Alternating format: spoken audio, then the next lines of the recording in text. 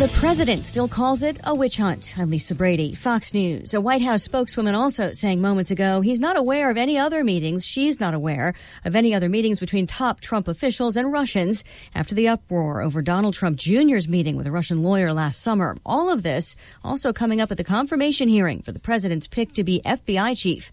Fox's Jared Halpern live on the Hill. Republicans and Democrats on the Senate Judiciary Committee pressed Christopher Wray about Russian election meddling. Do you have any reason to doubt? I have no reason to doubt the conclusions of the intelligence.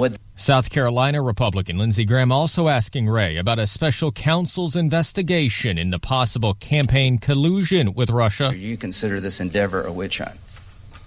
I do not consider Director Mueller to be on a witch hunt. Former FBI Director James Comey was fired by President Trump in May. Comey then told a Senate panel he was asked to pledge loyalty, a request Wray says has not been made to him, nor would be offered. Lisa. Jared, meantime, President Trump telling Christian broadcaster Pat Robertson the Russian president would have been happier with Hillary Clinton winning. We're the most powerful country in the world.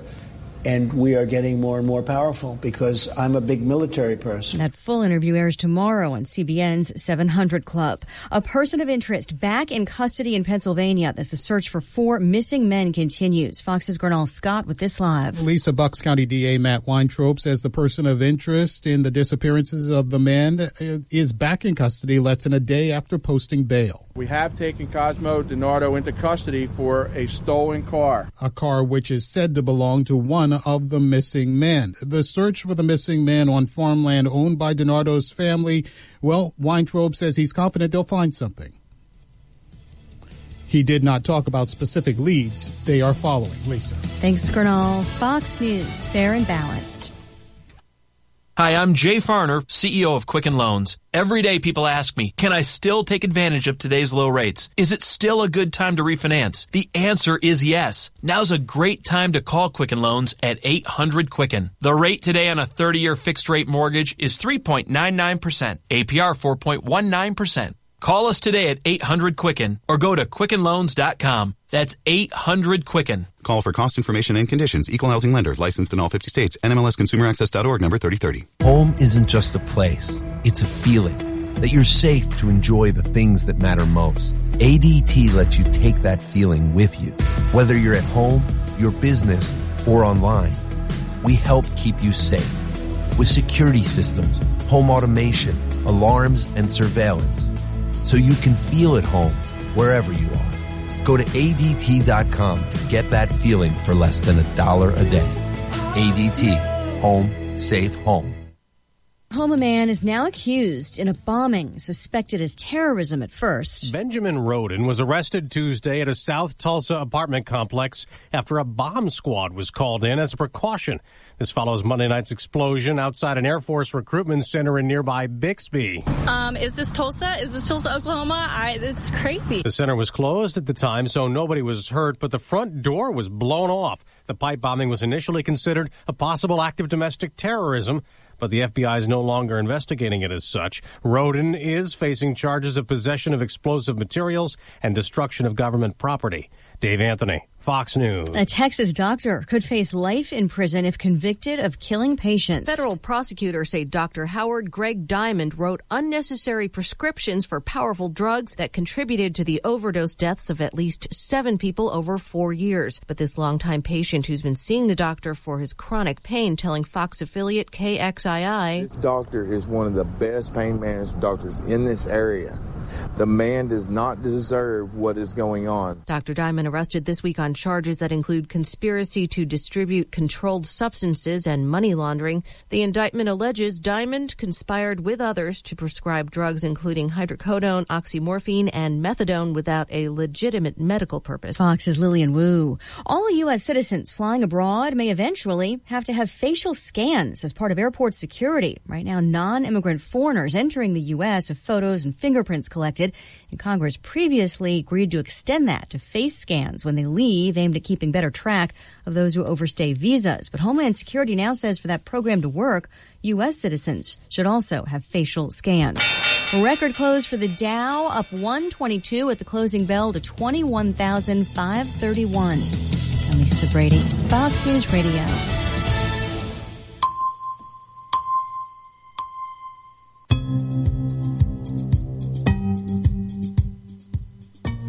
Here's your ESPN Radio 3-day forecast brought to you by Chief Bauer. Trust the experts at Chief Bauer Service Experts to keep you cool all summer long. Call 866-EXPERTS or you can visit them online at chiefbauer.com. Thank you, Austin. Tonight, hot, humid, a low of just 76. Thursday, high 91. Cools off overnight. Could get thunderstorms. High 65. Friday, cloudy. High 79. A low of 60 degrees. Right now, it is hot, humid, mostly cloudy. 91 degrees in Champaign-Urbana.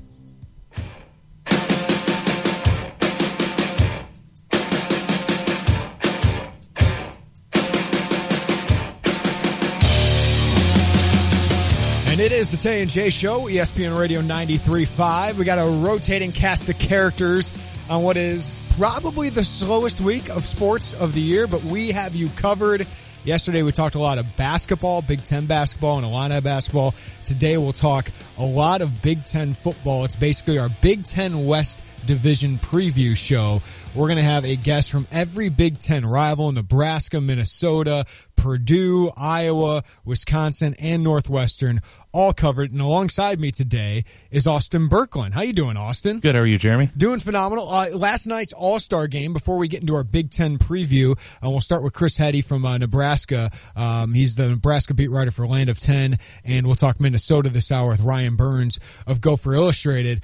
That was the All-Star game that didn't count, but I got to tell you, Austin, it was what an All-Star game is supposed to be, which is just fun. Yeah. It was a fun atmosphere. The in-game interviews, I know those can be awkward a lot of times, but it was fun. Like, that's what an All-Star game is supposed to be. Show off your stars. Have Bryce Harper, George Springer talking in the middle of the game. And then the moment where Nelson Cruz pulls out the phone and Yadi Molina takes the picture with him and Joe West. That was just good. I mean, the baseball is the one All-Star game that translates. That the game actually translates where it can be fun. It can be competitive. These guys can try really hard, yet it still can have that fun atmosphere. And I thought last night had that. I didn't think it needed for it to count for anything. It was nice not to be nervous for a game, for an All-Star game, because last year I was freaking out. I was thinking the NL better win this. The Cubs are going to probably have the best record in all of baseball at the end of the year, and it mattered. And I'm freaking out here. What if the Red Sox get home field advantage? What if this team gets home field advantage? The Cubs won't be able to win. And then this year it just was so easygoing. The interviews, Bryce Harper. What a star he is. Yeah. He was just so chill and asking Joe Buck about Ezekiel Elliott and Dak Prescott in the middle of the game in the right field. Should they do that more often? In the All-Star games? Oh, yes. Oh, well, could you do it in a real game? I don't think so. Would you get upset at a player of yours if he was doing an in-game interview? Yes, because what if he missed a routine fly ball because he was talking to Joe Buck about the rest of the regular season or his free agency? How about an in-between inning interview? What if they were mic'd up and did it in between innings as they were throwing catch or something? See, I like that. That's a lot like the Greg Popovich style interviews, the NBA interviews. The MLB needs to find a way to get all these young stars publicity. Market them. Yes. Show off that Bryce Harper, he's fun. Yeah. Right? Or let's figure out, what does Mike Trout sound like? like, let's hear from these guys. You know, Aaron Judge, I know he doesn't speak very much. He doesn't say very much.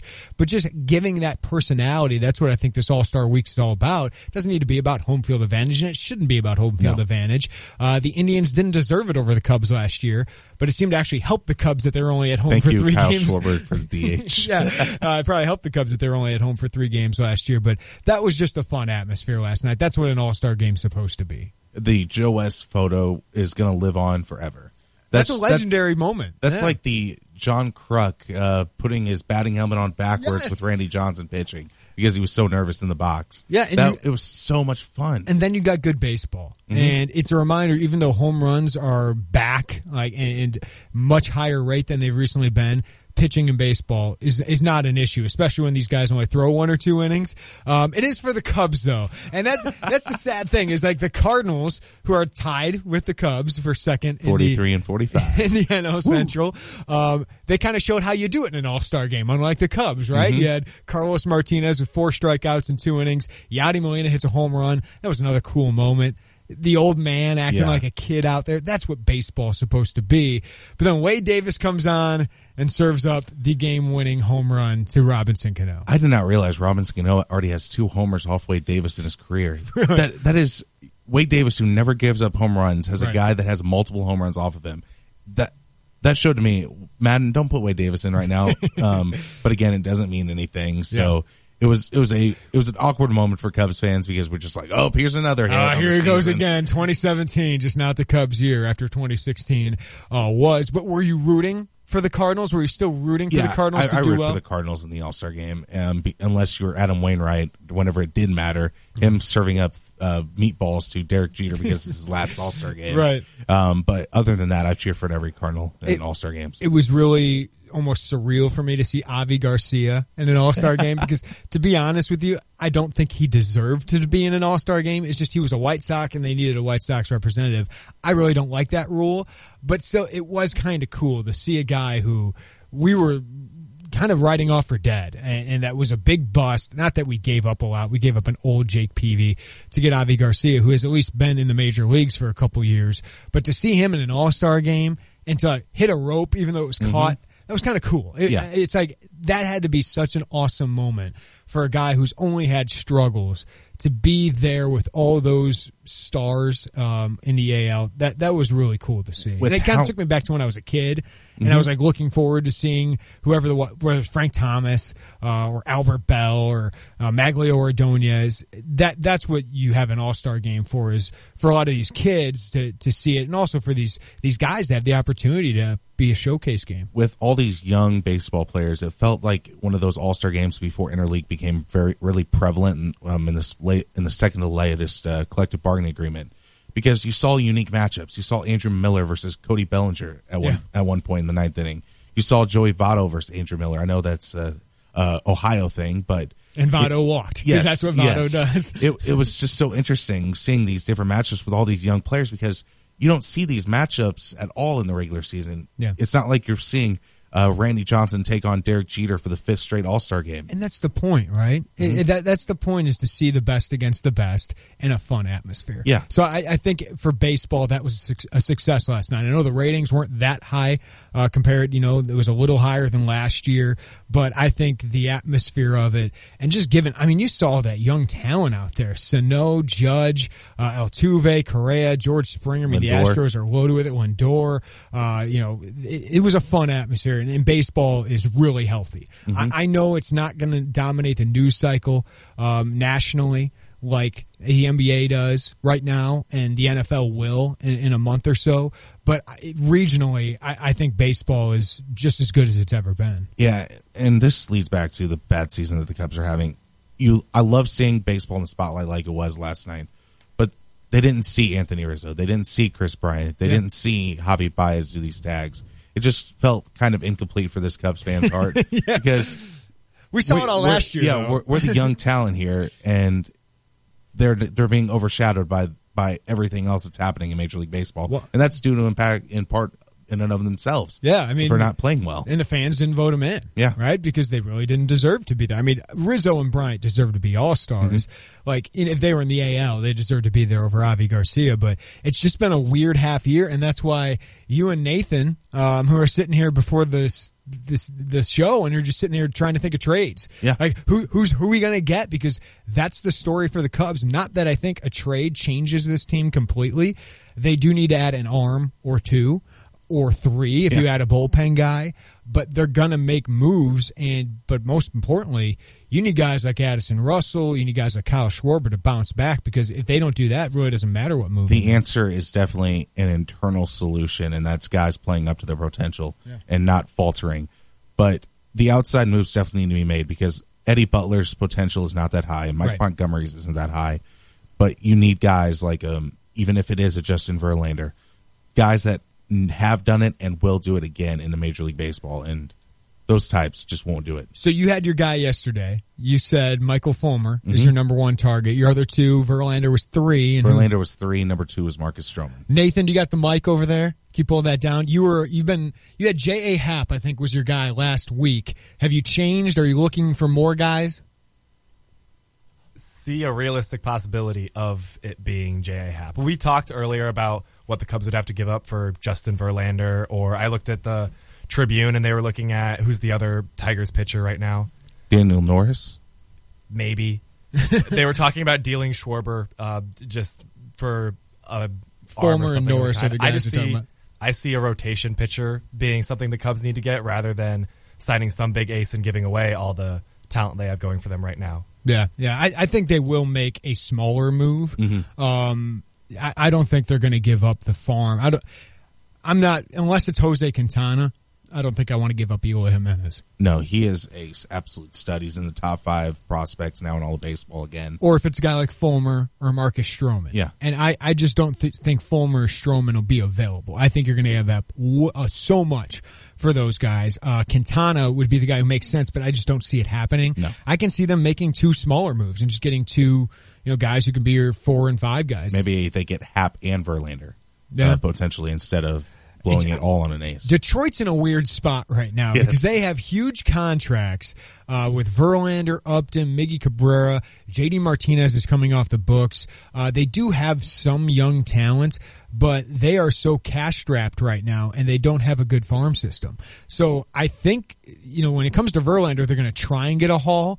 But I think at some point you just got to deal him because I just don't think they can afford him anymore. It's such a weird ownership structure right now with the passing of their old owner, the Little Caesars Pizza CEO. Yeah, Illich, which is why they spent so much money to try and get him one. And it made sense with some of the core they had, right? Kind of like the White Sox. A lot of these owners go for it a lot of times with Jerry West, Al Davis, all those types Jerry Reinsdorf. Yeah, they go for it and then they fail. And then after they're gone or retired, then it's back to square one. And that's what we're seeing with the Bulls. It's what we saw with the Cubs and the Tribune Company.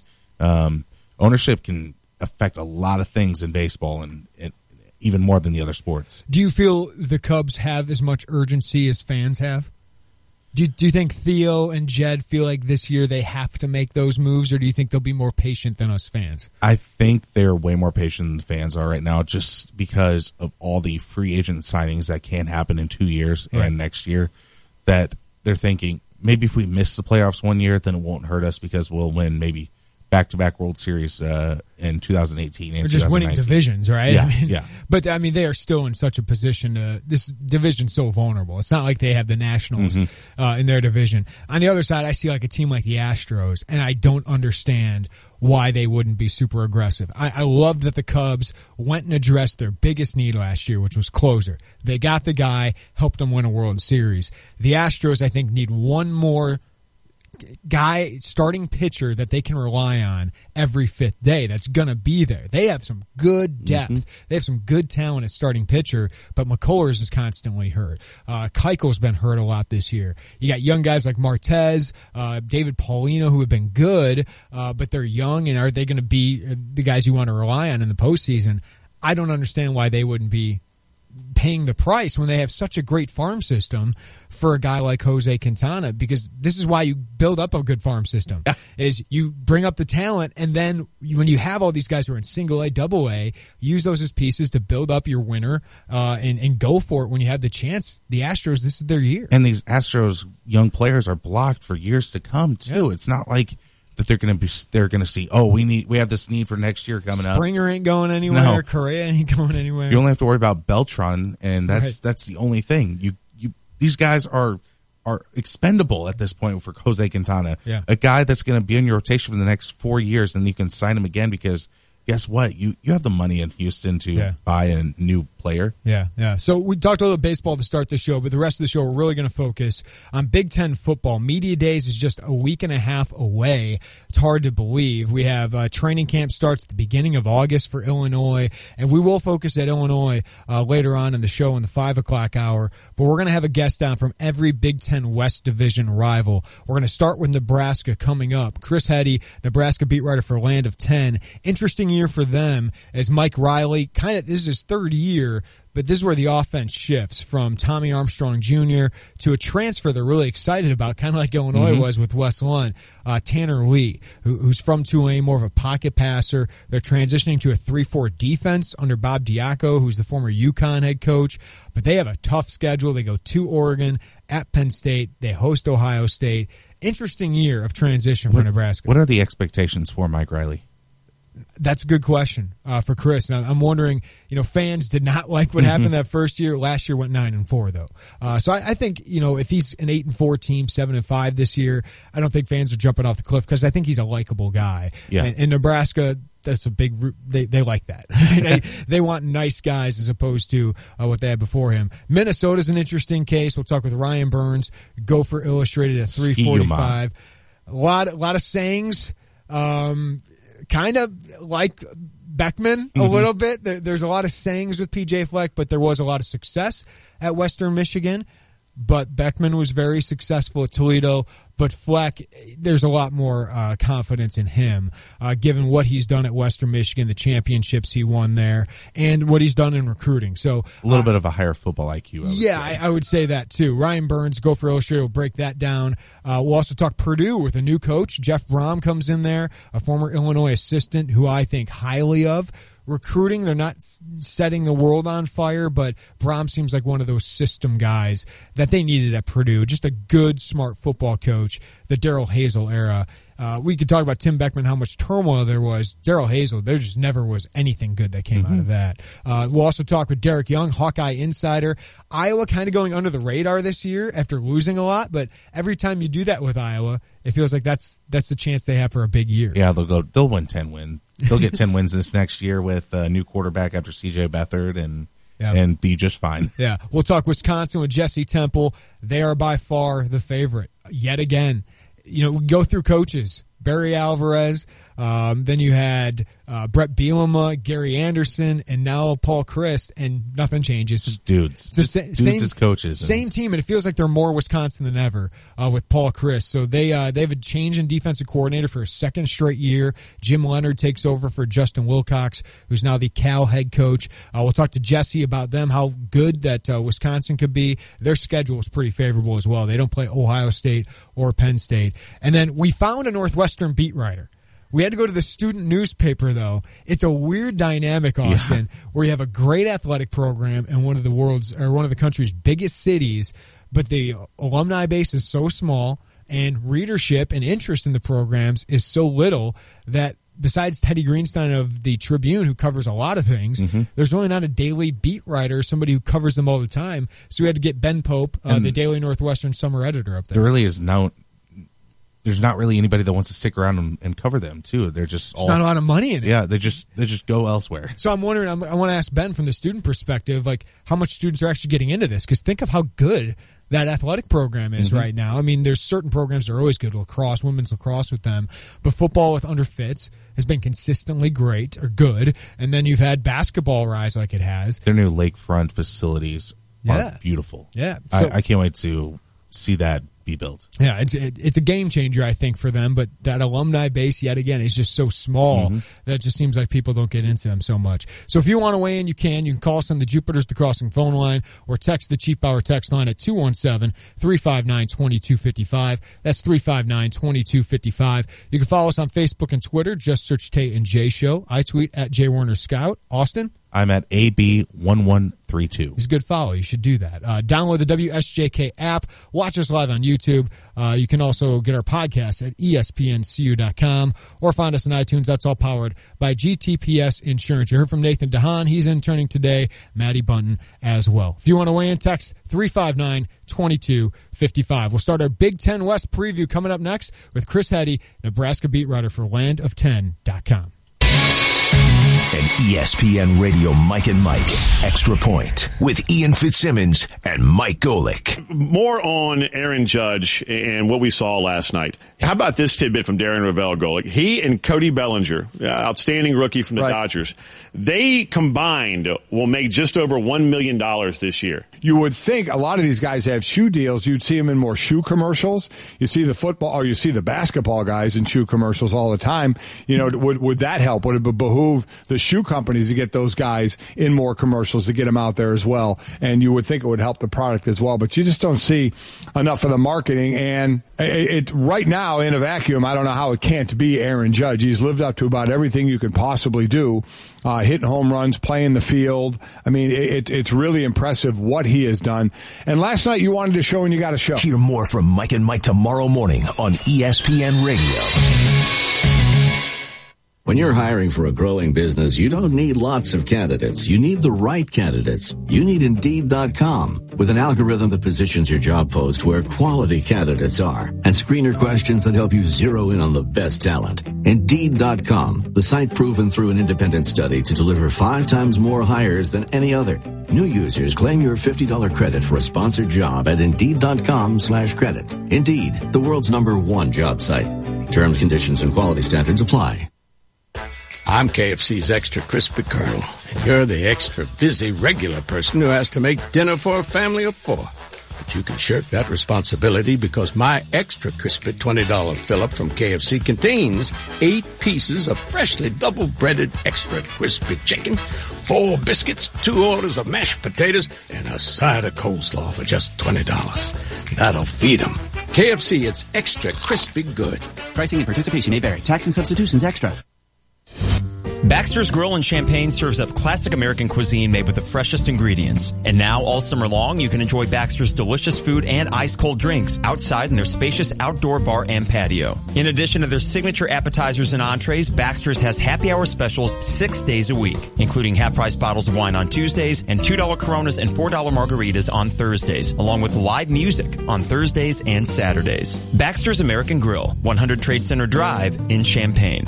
Champaign County Head Start, a program of the Champaign County Regional Planning Commission, has openings for qualified teachers, teachers' aides, preschool teachers, substitute teachers, and bus drivers. Head Start provides a variety of opportunities for those wanting to get started in the childcare preschool field at locations in Champaign, Urbana, Savoy, and Rintoul, along with competitive benefits, health insurance, tuition reimbursement, and a great work environment. For more information, visit our website at ccrpc.org.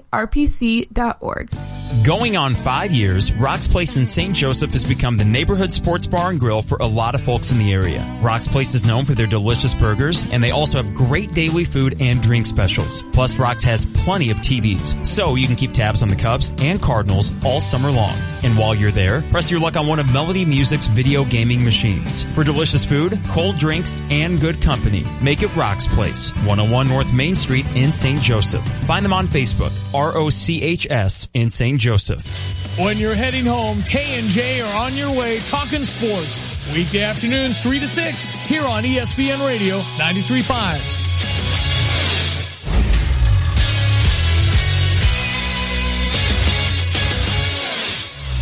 Hello, I'm Austin Berglund with the 3:30 Sports Center update presented by State Farm agent John Kaywood. Life insurance is one of those subjects that make people want to change the subject rather than admit they probably don't have enough. Find out how the benefits of life insurance can live on for your family. Call State Farm agent John Kaywood in Champaign at 217-367-1105. The July evaluation period begins tonight at 5 p.m., so Coach Underwood begins to find the talent that can take the Illini to a new level. And other coaches can officially see how to rank Io, Taylor Horton-Tucker, Tim Finke, George Condon, and the other top talents in the country. The All-Star game was fun again. It was 10 innings and ended in a 2-1 score. Yadier Molina hit a homer to tie the game for the NL, but then in the top of the 10th inning, Wade Davis of the Cubs gave up a homer to Robinson Cano to seal the game for the American League. We head to across the sea for the grass courts of Wimbledon. The semifinals are set for the men's final, and American is in it for the first time in a long while. Sam Querrey defeated the number 1 seed Andy Murray, and Novak Djokovic, he retired from this Wimbledon round due to injury. Here are the matchups for those finals. Sam Querrey, the American, versus Marian Cilic, and Roger Federer versus Thomas Berdych. The ambition to speed sports up caught up in the NBA. Teams will be limited to 2 timeouts in the final 3 minutes of the game instead of having up to 3.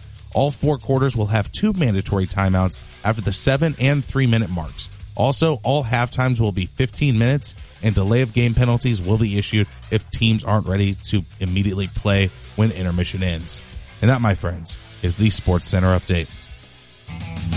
Thank you, Austin. I like that idea for the NBA. Get me to bed early. Got to please us millennials who got other things to do. Hey, don't forget, mosquitoes. How could you forget? They're a nuisance, and with a reported case of West Nile in Champaign, it's even more important to keep your yard mosquito-free with Prairie View Landscaping. And since it's Prairie View Landscaping's 25th year in business, They're celebrating by offering up to 25% off their mosquito program. All you have to do, email mypvdiscount@gmail.com for a free quote. That's mypvdiscount@gmail.com for a free quote. Sign up today, and on July 28th, Prairie View Landscaping will announce a winner on the Tay and J Show right here for 2 free treatments. Email Prairie View Landscaping at mypvdiscount@gmail.com. It is the middle of July. It is the slowest week in sports. No games tonight at all in any of the 4 major sports. So tomorrow is like the worst day for sports radio, right? Yeah. So maybe I should have scheduled this for tomorrow, but I like the idea of getting ready for Big Ten football season. We talked a lot about Big Ten basketball yesterday with Coach Underwood speaking to the media, and we talked with Joe Hendrickson. But today, a good chance to get ready for the Big Ten West Division, and we start our tour in Lincoln, Nebraska with Chris Heddy. He's the Nebraska beat writer for Land of 10. Chris, thanks for starting us off today, man. I don't think we have Chris. Can we call Chris back? Nebraska's in an interesting point, Austin, where we have Mike Riley entering his 3rd year. As we said, Tanner Lee takes over the offense for Tommy Armstrong, who's a dual-threat quarterback. Tanner Lee, a pocket passer.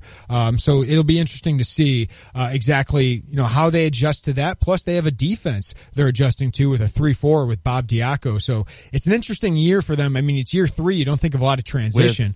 But there's not a lot of experience there. With studying coaching changes, how would you say the transition is from going to different defensive schemes? How long does it truly take to grasp? That'll be interesting. But let's see if we got Chris Heddy back on the line. Chris, how you doing? Hey, I'm good. How are you guys doing? Doing great. We were just talking about how this is the 3rd year under Mike Riley. They had a big bounce back year last year, went 9-4. Feels like that cooled some fans that were against him, but he's such a nice guy. He seemed to win a lot of people over. But this is almost a big transition year for both offense and defense, isn't it? Yeah, no. In a lot of ways, you can kind of view this 3rd season as Riley's 1st season. With particularly with the offense, Riley came in and he wanted to kind of have a pass-heavy, Oregon State, West Coast style offense with Tommy Armstrong, and realized that probably wasn't going to work. And so then the next season, his 2nd year, he kind of, had, Tommy run a little bit more, kind of more of a rushing offense. And now this year with Tanner Lee coming in, it's kind of Riley's first opportunity to kind of show the offense that has worked for him in the past and what he and offensive coordinator Danny Langsdorff are comfortable with. So, especially on the offensive end, this is kind of a brand new, opportunity for Riley to kind of make his mark. What are the expectations for Mike Riley in this upcoming year and the year after next? Year after this? Yeah. I think the expectation in Lincoln, I think, has been kind of marred by Bo Pelini in a way. 9-win seasons are generally not bad seasons, but when you do it consistently, it kind of annoys people. Yeah. But I think that's kind of the expectation around the state of Nebraska is kind of 9 wins. I think if he wins 9 or 10, he'll be okay, which is a little ironic because they fired someone for doing the same thing. But at the same time, Riley kind of had a rocky start. That first season they don't do super well. Last year they were marred by injuries. You can make the argument that Nebraska had a chance to win the Big Ten West if they beat Wisconsin in overtime and complete one pass in overtime. So I think with this year, this is kind of the get the program consistently back on track after that really poor season 2 years ago. There are a lot of national analysts who are kind of predicting a 7 or 8 win season. I think if that happens, then Riley won't necessarily be on the hot seat, but I don't think people will be really thrilled with that. So I think for Riley's sake, I think the team probably needs to win, 9 or 10 to keep fans happy.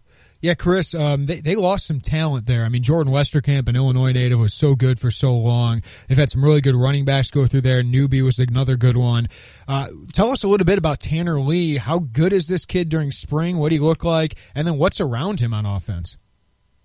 Yeah, he looked great in spring. I think he was, a drink of fresh water, essentially, for people that have been watching Tommy Armstrong and Taylor Martinez for so long, where, not necessarily prototypical pro-style quarterbacks. Tanner Lee was, honestly, he was pretty phenomenal in the spring. And it sounds like this summer he's having a really great, productive summer as well. I talked to Patrick Wu, who he does scouting for the Senior Bowl, and Tanner Lee was at the Manning camp a couple weeks ago, and I asked Patrick how it went, and he told me that Tanner Lee looked as good, if not better, than the Sam Darnolds and Josh Rosens, wow, and Lamar Jacksons of college football. So that was extremely high praise. I think the question isn't if Tanner Lee is good. I think the question now becomes, does he have enough weapons, and will the offensive line be able to protect him?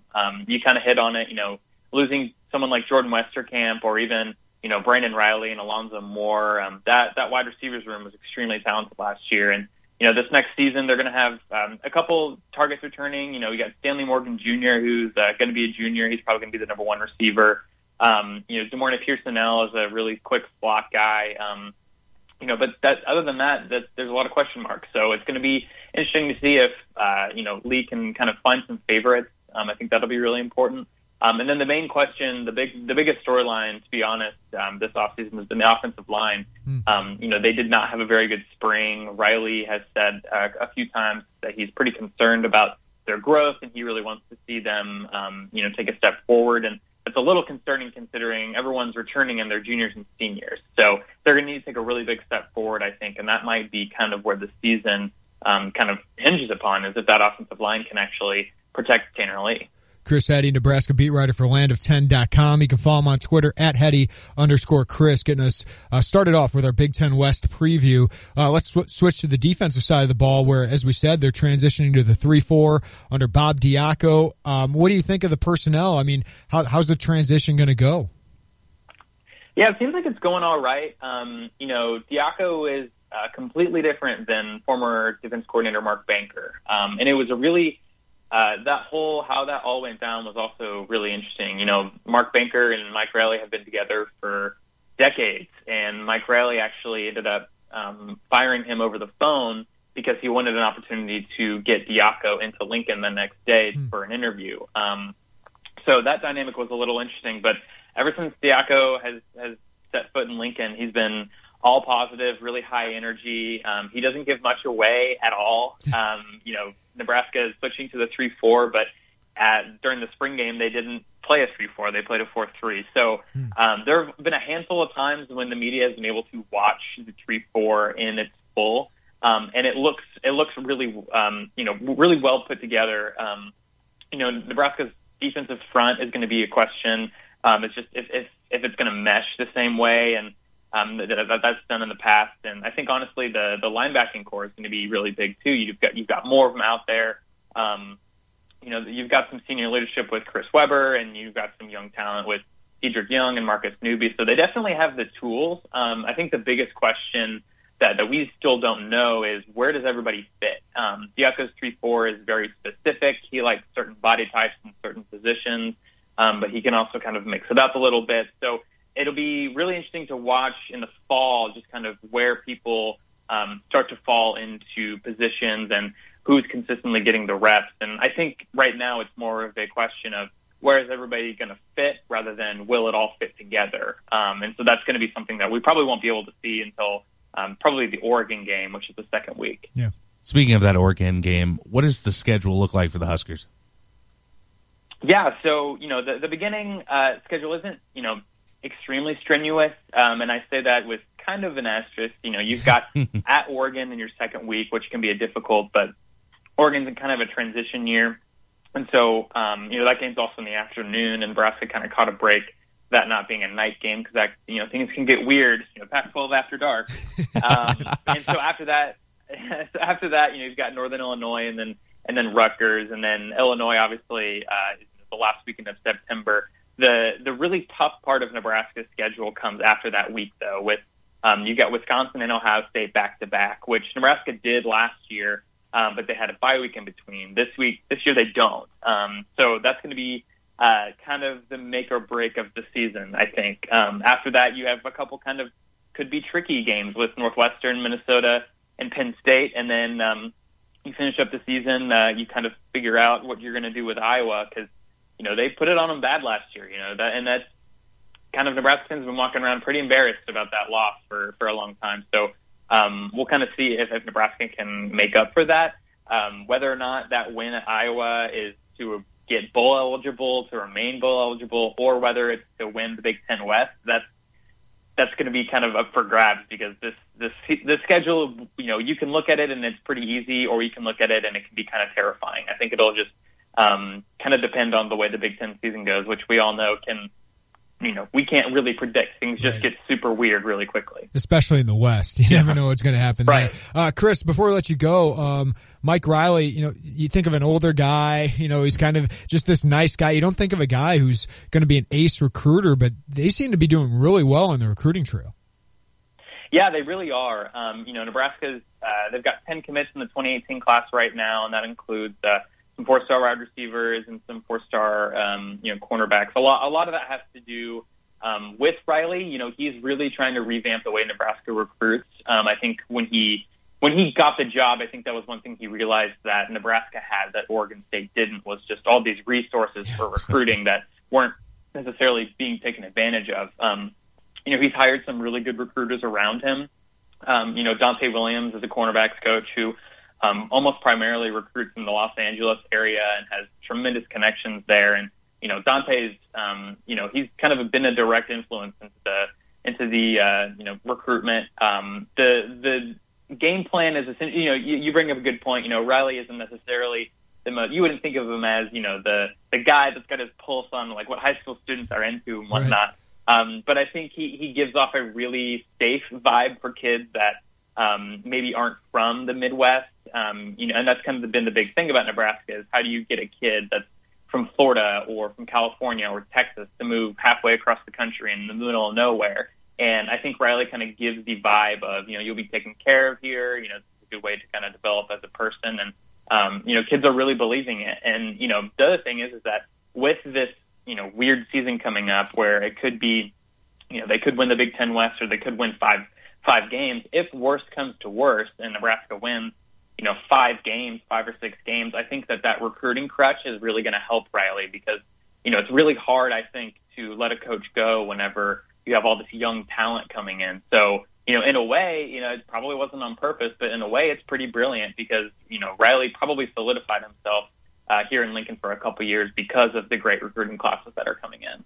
Read Chris's Nebraska coverage at landoftending.com. You can follow him on Twitter as well, at Hetty_Chris. Chris, great information. Maybe we'll catch up before the Big Ten opener here at Illinois.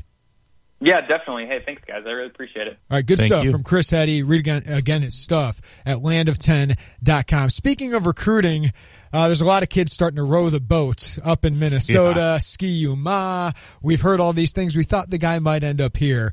Let's get a pulse on PJ Fleck's new program at Minnesota. Ryan Burns, GopherIllustrated.com, is going to join us next as we continue our Big Ten West preview here on the Tay and J Show.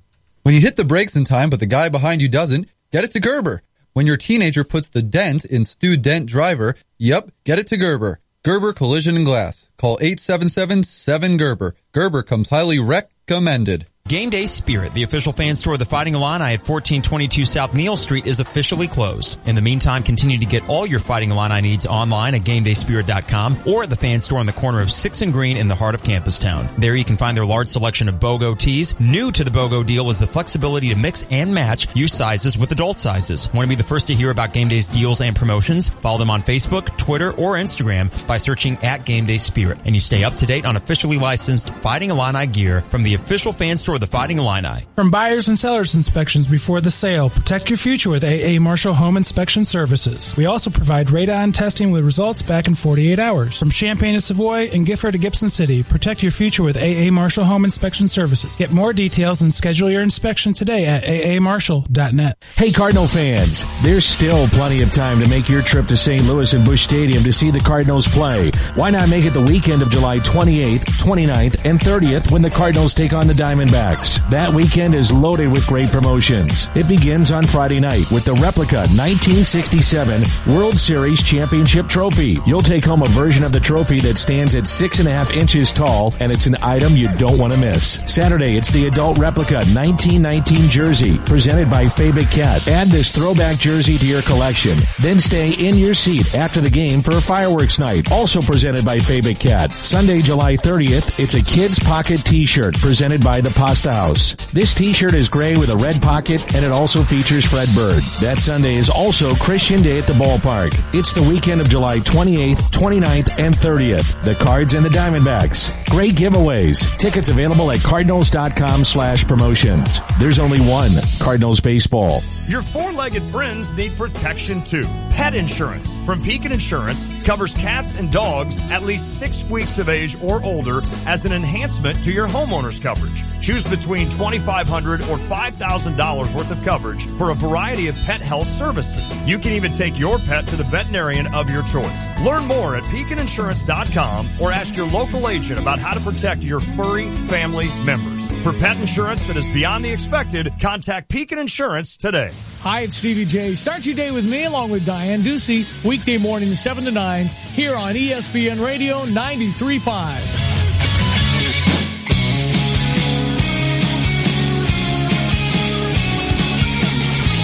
Jeremy Werner, Austin Berkland here with you on a Wednesday, the day after the All-Star game. And we're taking this slow time in sports to use it as the opportunity to talk some Big Ten football.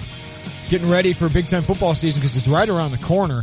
Illinois starts fall practice here very shortly, the start of next month. And even for me, Austin, I'm so focused on Illinois. This is a good exercise to get myself ready for the rest of the teams that are going to be playing this year. Like Nebraska, I don't think most people realize or have thought about it for a while that Tommy Armstrong's gone. Yeah. They're changing all these schemes. But one school we've talked about quite a bit here, and one head coach we've talked about quite a bit, is row the boat himself, Mr. PJ Fleck. And let's preview the Minnesota Golden Gopher season with our guy Ryan Burns, GopherIllustrated.com. How many boats and oars have been bought up there in Minnesota the last couple months? True story for Minnesota spring game this year. PJ actually asked fans to bring oars to the spring game. And of now course that they have hundreds and hundreds of oars, they're going to be putting them up around TCF Bank Stadium. So you can say that I'd say fans are pretty much in the boat up here. Of course he did. Fleck is one unique individual, Ryan. I mean, what has he brought to that Minnesota program, and how different is he than Jerry Killstaff? I'd say he's a lot different in terms of all the energy he brings. And the crazy thing about it is it's genuine energy. Whether the camera is on or off, whether he's at a practice, or whether he's just meeting with the media beforehand without any cameras on, he's the same guy. And while that same guy may be talking to someone who is sprinting from end zone to end zone coming to meet you with the media or whatever it may be, he always is acting like he just had 3 Red Bulls and he's always ready to go. And what he's brought is finally a new offensive coaching staff that can adequately recruit a quarterback, hopefully, because Minnesota's had some abysmal quarterback play of late. But what PJ is bringing is a lot of energy to a program that is coming off a 9-win season, and just no one really talks about Minnesota in that same respect. Tracy Claeys may have been one of the greatest defensive minds Minnesota's had in the last 25 years, but he's not a modern-day head football coach in my eyes. Someone who has to, number one, be a media marketing head for the program, and number two, be seriously focused on recruiting 365 days a year. And I can guarantee you PJ Fleck is both of those things. Ryan Burns, GopherIllustrated.com, joining us now. So he is coming off, Minnesota coming off a 9-4 season. They've been very successful. What kind of roster, what kind of program is Fleck inheriting? One that is going to be going through a lot of change this season on offense and on defense. For the first time in 4 years, Minnesota's going to be looking for a brand new starting quarterback, and I think that's going to be a theme probably throughout the rest of your previews today. Because I know personally I've been looking through the Big Ten West here. And I know, Jeremy, you and I have talked about it. Illinois is likely going to have a different starter of sorts, one that's going to see more than a couple of games. You look at Iowa's going to go through some transition. Wisconsin's going through transition. Minnesota's going through transition. Nebraska's going through transition. And even Wisconsin, to a respect, with Alex Hornibrook going to assume things there. And that's the same thing with Minnesota. Is it going to be Rockford native Demery Croft taking over for Minnesota at quarterback? I think so. I think he has the highest ceiling and the best arm talent of anybody on the roster from Minnesota. He's battling with redshirt senior Connor Rhoda for that spot. They haven't announced a starter yet, and I really don't expect Minnesota to announce a starter until their August 31st game against the Buffalo Bulls, just knowing that college football day is in today's day. But, again, that's the biggest storyline for Minnesota on offense is they need to replace Mitch Leidner. Now, that's not going to have to be a tremendous jump in the passing game, because in the running game they have two tremendously talented running backs in Rodney Smith, who was all Big Ten last year, and then a kid by the name of Shannon Brooks, who battled through some injuries, but I think he is, if not as talented, even more talented than Rodney, who's coming off a 1,000-plus yard season with 16 rushing touchdowns. And then the big storyline on the defensive side of the ball is how are they going to replace their secondary? Mm-hmm. Minnesota graduated 4 defensive backs from their 2016 team, and they also had 3 expelled. So they only had 6 scholarship defensive backs for the spring, and they only signed 3 scholarship guys in their 2017 class. So how are they able to replace things in the secondary, and who is that starting quarterback are huge question marks for Minnesota going into fall camp. Let's talk about defensive tackle Steven Richardson. What does he bring to the Minnesota defense under Fleck's new system? He is going to be an absolute stud. Again, I know Jeremy and I have talked about this off the air, but I still have no idea what Tim Beckman was thinking in letting Steven Richardson leave the state of Illinois and come to Minnesota, because he is absolutely sensational. Minnesota has had a couple of good defensive tackles in the last decade, but Steven Richardson is one of the most disruptive players on the defensive line in my eyes in the Big Ten. If you do not double team Steven Richardson, he's going to be in your backfield. He may not always be able to get the tackle for loss of the sack, but he's going to either disrupt the running back's running lane and force him to change direction, force the quarterback to roll away he doesn't want to go. But Steven Richardson is so undervalued, and I know that he's a guy I've been trying to make sure Gopher fans appreciate, because going into his senior season now here in 2017, fans aren't just going to find a guy like that. He's Minnesota's Aaron Donald, and when you look at how Rob Smith wants to use him, it's going to be, I believe anyway, the scheme is going to be tailored to try and make sure he gets as many one-on-one possibilities where the interior of the opposing offensive line isn't able to double-team him. And if Minnesota is able to get him in one-on-one matchups, that's going to bode well for Minnesota in 2017. Yeah, so it seems like Minnesota's still going to be that physical style team this year, Ryan. Do you think that'll change at all with P.J. Fleck in the future? I don't know that it's tough to say here early on, because, again, we haven't really truly seen what it's going to look like in action here in year one. Minnesota only had 4 offensive linemen, or sometimes 5 during the spring, healthy offensive linemen. So we didn't even really get to see what the offense was going to look like, because they never got to go against many things outside of air. And so how are things going to change with Kirk Ciarrocca? Well, I can tell you Minnesota's going to transition to a run-pass option kind of an offense. So, again, making sure teams are able to respect the passing game along with the running game, because in recent years, Minnesota's been just trying to run the ball down their throat, knowing that they have a quarterback who can't consistently deliver accurate throws 10-plus yards down the field. Well, they have a quarterback, in my eyes, who can be more consistent in that in Demery Croft. But in year one, I think you're going to see Kirk Ciarrocca not really go into the full depth of his offense, knowing that he does have his 2 best players on offense are running backs. So, again, you're going to fit what the players do best, and that's going to be Minnesota running the ball. But as time goes on into year 2, year 3, year 4, I think you're going to see Minnesota kind of transition more to the passing game than the running game. Again, they're going to try to remain balanced, but it's all going to depend on what kind of talent they do have on the roster. Minnesota has 19 commits so far in the 2018 class. Is it more quantity over quality, or what is the quality of these Gopher commitments? I think it's both. You look at Minnesota's in the top 25 in the Scout.com recruiting rankings.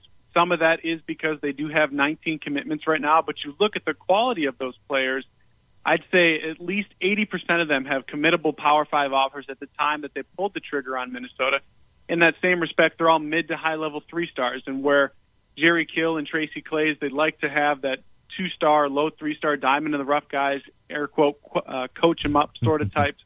But with PJ, it's going to be a process. Again, you're not going to go from getting 2- and 3-star kids to immediately starting to get a handful of 4s every year without trying to go through a little bit of a process. So, again, mid to high-level 3-stars is what Minnesota has right now. Again, a bunch of Minnesota fans are used to competing against Louisiana Tech, Western Kentucky of sorts. Now they're going head-to-head with schools like Iowa and Illinois far more often than they were in the last 5 years, and we're only in year one. So as time goes on, obviously Gopher fans are hopeful that they'll start to get more and more of those high 3-star, low 4-star kind of players.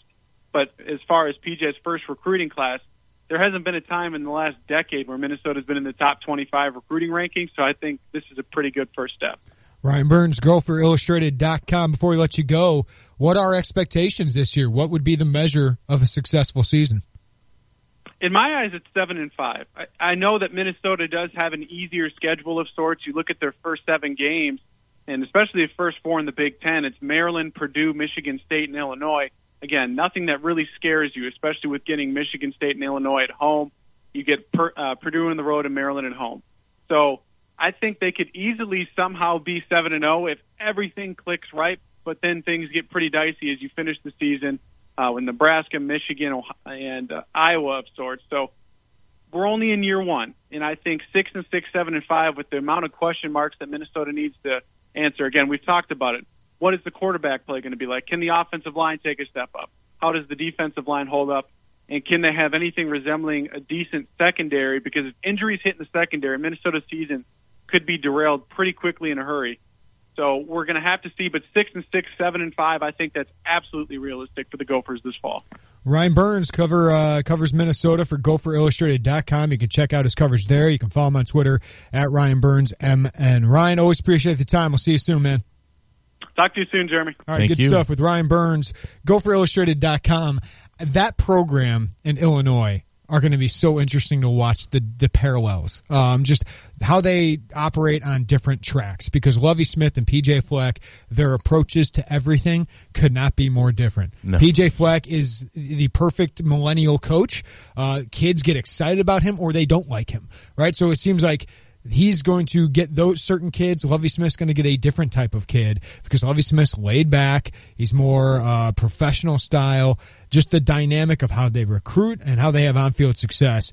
I think comparing those two is going to be really interesting over the next 4 or 5 years. It feels like Lovie recruits the parents while PJ recruits directly to the student athlete himself. Yeah, it's going to be really, really fascinating to watch.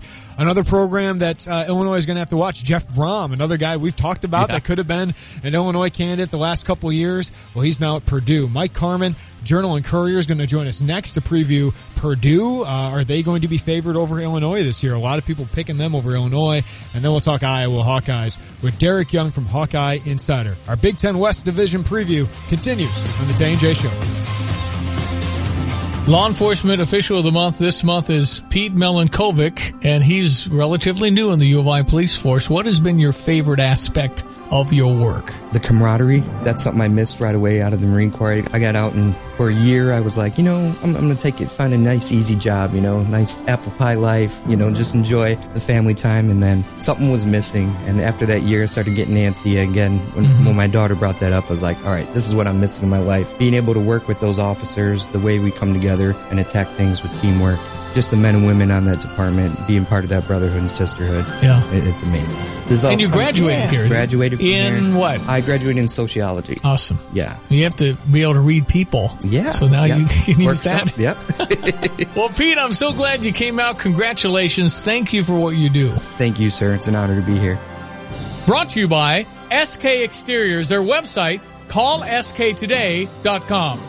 The Twin City Theater Company presents Bleacher Bums, a 9-inning comedy about those lovable losers, the Chicago Cubs. Before last year, of course, Bleacher Bums takes place in the bleachers of Chicago's Wrigley Field. The characters are a bunch of Cubs fans watching a game against the Cardinals. Most of them know each other, even if they might not necessarily like or tolerate each other. Don't miss this show, July 13th through the 16th at the Soto Theater in downtown Champaign. For tickets, log on to TwinCitySquare.com. Thanks to this station, Dr. J. Barry Howe, Libman, the Esquire Lounge, and Budweiser, reminding you to please drink responsibly. This play contains adult language and may not be suitable for all ages. Carmack Honda is celebrating our 40th anniversary selling and servicing Honda automobiles, and there's no better way to celebrate than putting up a huge tent and having the biggest sale in our 40-year history with Honda. Grandpa has over 100 new Hondas, our largest selection ever, and more on the way. I love my Honda. If you own a Honda now or would like to own a Honda in the future, now is your Honda savings time at Carmack Honda's 40th anniversary sale in Danville under the huge big top. Don't you just love the Christmas season? Me too. The preparation, making lists, shopping list, grocery list, travel list, and checking them twice. The excitement in the children's eyes when they recite their never-ending Santa's wish list. And how it changes, depending upon which relative is listening. And my most delightful moments are the family get-togethers. We prepare the entire season, for the celebration of the birth of our Savior, Jesus Christ. Hear the stories, feel the excitement, and be a part of His family get-togethers. Attend church services of your choice. Listen to the messages. Jesus will guide you. And for our friends and family in nursing homes and retirement villages, attend your weekly prayer services. Jesus welcomes you to His house, and He's been expecting you. Merry Christmas. You're listening to WSJK ESPN 93.5 Tuscola, Champaign-Urbana, your home for the St. Louis Cardinals. Live from New York, the Fox Report. I'm Lisa Brady. The man nominated for FBI chief is emphasizing independence from the president and distance from former FBI director James Comey. I can't imagine a situation where, as FBI director, I would be giving a press conference on an uncharged individual. Hillary Clinton's emails and Russian election meddling recurring themes at his confirmation hearing. Fox's Jared Halpern is live on the Hill. When President Trump's pick to lead the FBI, Christopher Wray, told senators on the Judiciary Committee he hasn't been asked, nor would he offer loyalty to the president. As I said, my loyalty is to the Constitution, the rule of law, and the mission of the FBI. Way's promises of independence earned praise and likely support from the Republicans and Democrats on the committee. I'll be very candid with you. I'm going to vote yes. Top Judiciary Committee Democrat Dianne Feinstein telling reporters there's no question Wray is qualified. Lisa. Jared Wray also telling senators he does not think the Russia probe is a witch hunt, but White House spokeswoman Sarah Huckabee Sanders says the president still does. The president knows very specifically any action or inaction that he's taken, and so I think that's pretty clear. Meantime, President Trump still defending last week's lengthy meeting with the Russian president. Yeah, I think we got along very well, and I think that's a good thing. That's not a bad thing. Yeah. You know, people said, oh, they shouldn't get along. Well, who are the people that are saying that? That interview with CBN's Pat Robertson airs tomorrow on the 700 Club. There's late word of an earthquake in North Korea. The USGS reporting preliminary magnitude 5.8. No word on any damage. New highs on Wall Street. The Dow up 123 to a record close, 21,532, boosted by the Fed chief telling Congress moderate growth should continue with gradual rate hikes. This is the Fox Report. Fair and balanced. Hi, I'm Jay Farner, CEO of Quicken Loans. Every day people ask me, can I still take advantage of today's low rates? Is it still a good time to refinance? The answer is yes. Now's a great time to call Quicken Loans at 800-QUICKEN. The rate today on a 30-year fixed-rate mortgage is 3.99%, APR 4.19%. Call us today at 800-QUICKEN or go to QuickenLoans.com. That's 800-QUICKEN. Call for cost information and conditions. Equal housing lender. Licensed in all 50 states. NMLSConsumerAccess.org number 3030. Home isn't just a place. It's a feeling. Whether you're at home, your business, or online, ADT helps keep you safe. With security systems, home automation, alarms, and surveillance. So you can feel at home wherever you are. Go to ADT.com to get that feeling. ADT. Home. Safe home. Investigators searching for 4 missing men in Pennsylvania have a person of interest back in custody. The search at the scene right up the road is really intensifying. Bucks County DA Matt Weintraub near farmland north of Philly, the son of the farm owners, is the one in custody. The day after posting bail on an unrelated charge, he's now accused of trying to sell a stolen car believed to belong to one of the missing men. Several Tennessee cities taking steps to comply with a new state law allowing guns on buses. Major metro areas, Chattanooga, Knoxville, Memphis, and Nashville are among those changing the rules to allow guns at transit hubs, but say they won't go all out to publicize it. The National Rifle Association-backed measure has upset many residents, especially in Nashville. Some parents there worry that allowing guns potentially endangers the more than 5,000 public school students who use the city's free bus pass program and circulate through stations. Fox's Gernal Scott. The law does say cities can use metal detectors, but city leaders say that's logistically impossible. An FDA panel recommending approval for an experimental gene therapy drug to treat leukemia. An FDA decision expected this fall. Strawberries and cream and surprises at Wimbledon. The top seed and reigning champ is out. Game, set, match, and that's it.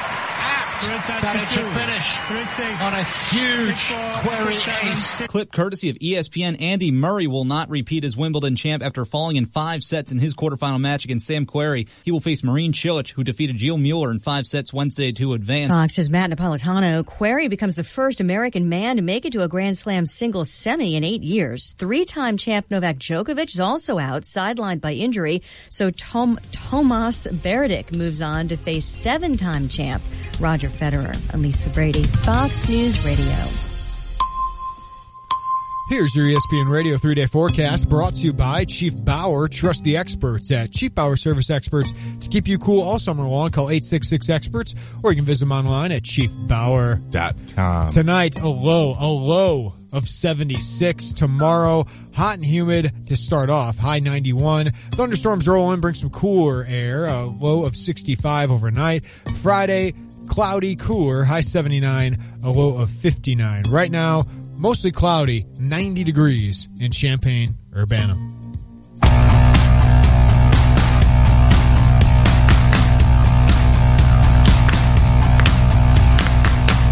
It is the Tay and J Show, ESPN Radio 93.5. Jeremy Warner and Austin Berkland filling in today. And in this slow time for sports, we are getting you ready for college football season. Yes, it is just around the corner. Just got an email. Illinois Media Day is going to be July 30th, so that's not too far away. They need to invite juniors and sophomores to Media Day for the players. Oh, up in Chicago. Yeah, hopefully we're going to talk to a lot of the freshmen for the Illinois Media Day, but Christian DeLauro, Malik Turner, and Jalen Dunlap will be the representatives up in Chicago. Chase Crouch and Mike Dudek are the big stories for the team, and I'm surprised Kendrick Foster isn't heading up there either, but the coaches decide on that, so they'll be the representatives, and those are 3 good representatives for Illinois. But we've talked about a new coach in the Big Ten. Ryan Burns, Gopher Illustrated, just broke down P.J. Fleck. Kind of a different style coach, but a very successful one at a lower level is Jeff Brom. I thought that was a really good hire for Purdue. Let's head over to West Lafayette, talk with Mike Carmen, Journal and Courier. Mike, thanks for joining us. What has Jeff Brom brought in his first half year there in West Lafayette? Well, he's undefeated right now. That's true. Yes, he's got Louisville coming up. He's just in the process of trying to change this whole program around. 9 wins in the last 4 years, 4 of those against FCS opponents. Just has made this last period really a part of the dark ages of the Purdue football program. And he's got a big task ahead of him as far as replenishing this roster with capable players that can go out during the Big Ten season and compete and, possibly win some games over the next few years. So he's got a tall task ahead of him, but I don't think he's going to settle this year. They've brought in 5 graduate transfers. I would look for those 5 to play immediately. If those 5 bring something, then, Purdue may have a shot to make some progress this year. And some of that progress may actually show up in the win column, but long way to go, but as you said, I think Brom's kind of the right fit because he's a quarterback and now he's in charge of the Cradle of Quarterbacks program here at Purdue. I just think he brings an identity, which programs like Illinois and Purdue have lacked, and I think the coaches they hired, even Minnesota, they've brought identity to their program. It's going to be interesting to watch. But can we go back a little bit? What went spectacularly wrong about Darrell Hazel, and what is that left for Jeff Brom? I mean, how long of a process is this going to take him to build out of it? It's hard to say because, you go back 20 years and, Joe Tiller wasn't left with a lot, and he got blown out in his first game at Toledo and then he came back the next week and beat Notre Dame. There was, obviously some talent on that roster that Joe inherited. Jeff's got a different situation where I don't think he has a very talented roster right now, and it's not very deep. You've got a lot of players at the bottom end of the roster that shouldn't be in a Big Ten program. So the process of weeding those guys out, bringing some new guys in, is going to take some time. And it just got in a situation where this team was not competitive.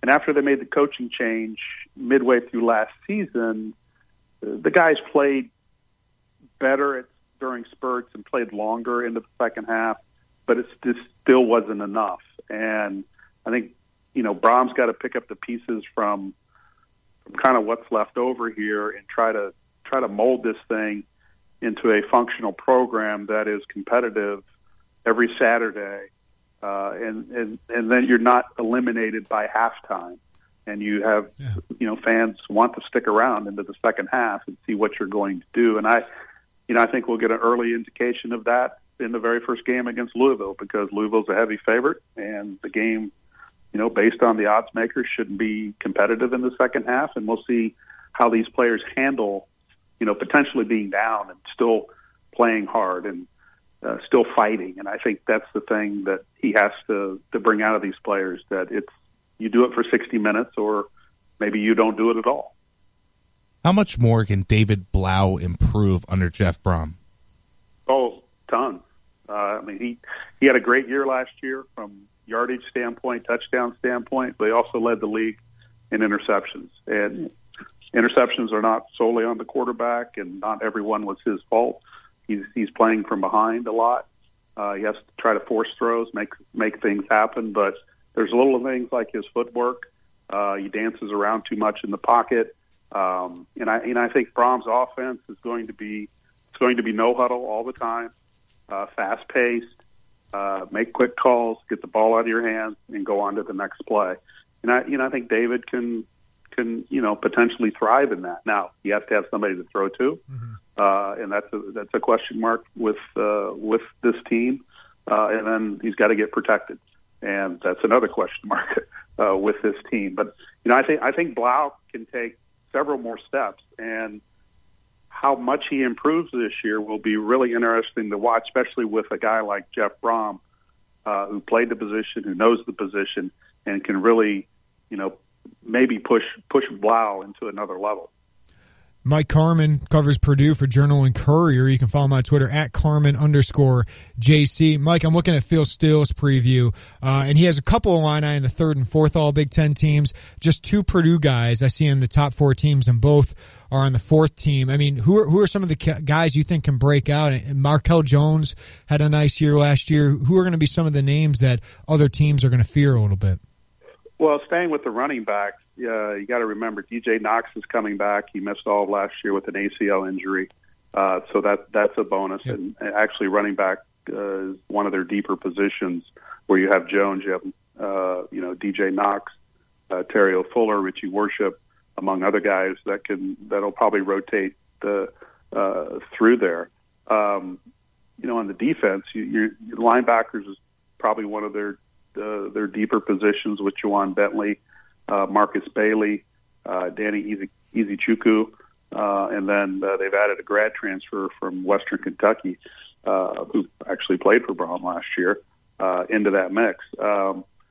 They don't have a lot of household names right now, but I've said since the spring that how they're going to perform will probably be based on what the new faces do. And those are grad transfers, and those are junior college players that really have to come in and make an impact.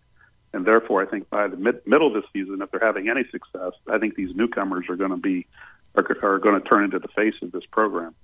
Illinois-Purdue, that's always a big matchup for the other one. I guess it's one of the few that everyone feels like they can win. When you look at the rest of the schedule, I mean, they got Missouri on there, Louisville, as you said, to start this thing. What are the big games, and what are expectations for Purdue in year one under Brom?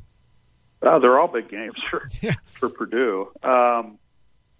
It's a very challenging schedule because there's no FCS. There's no game that says, okay, that's they can win that and maybe get a little confidence. It's their first four games are Louisville, Ohio, Missouri, and then Michigan. Can they get one of those? That's the big question. The game I would circle in that group would be Ohio at home.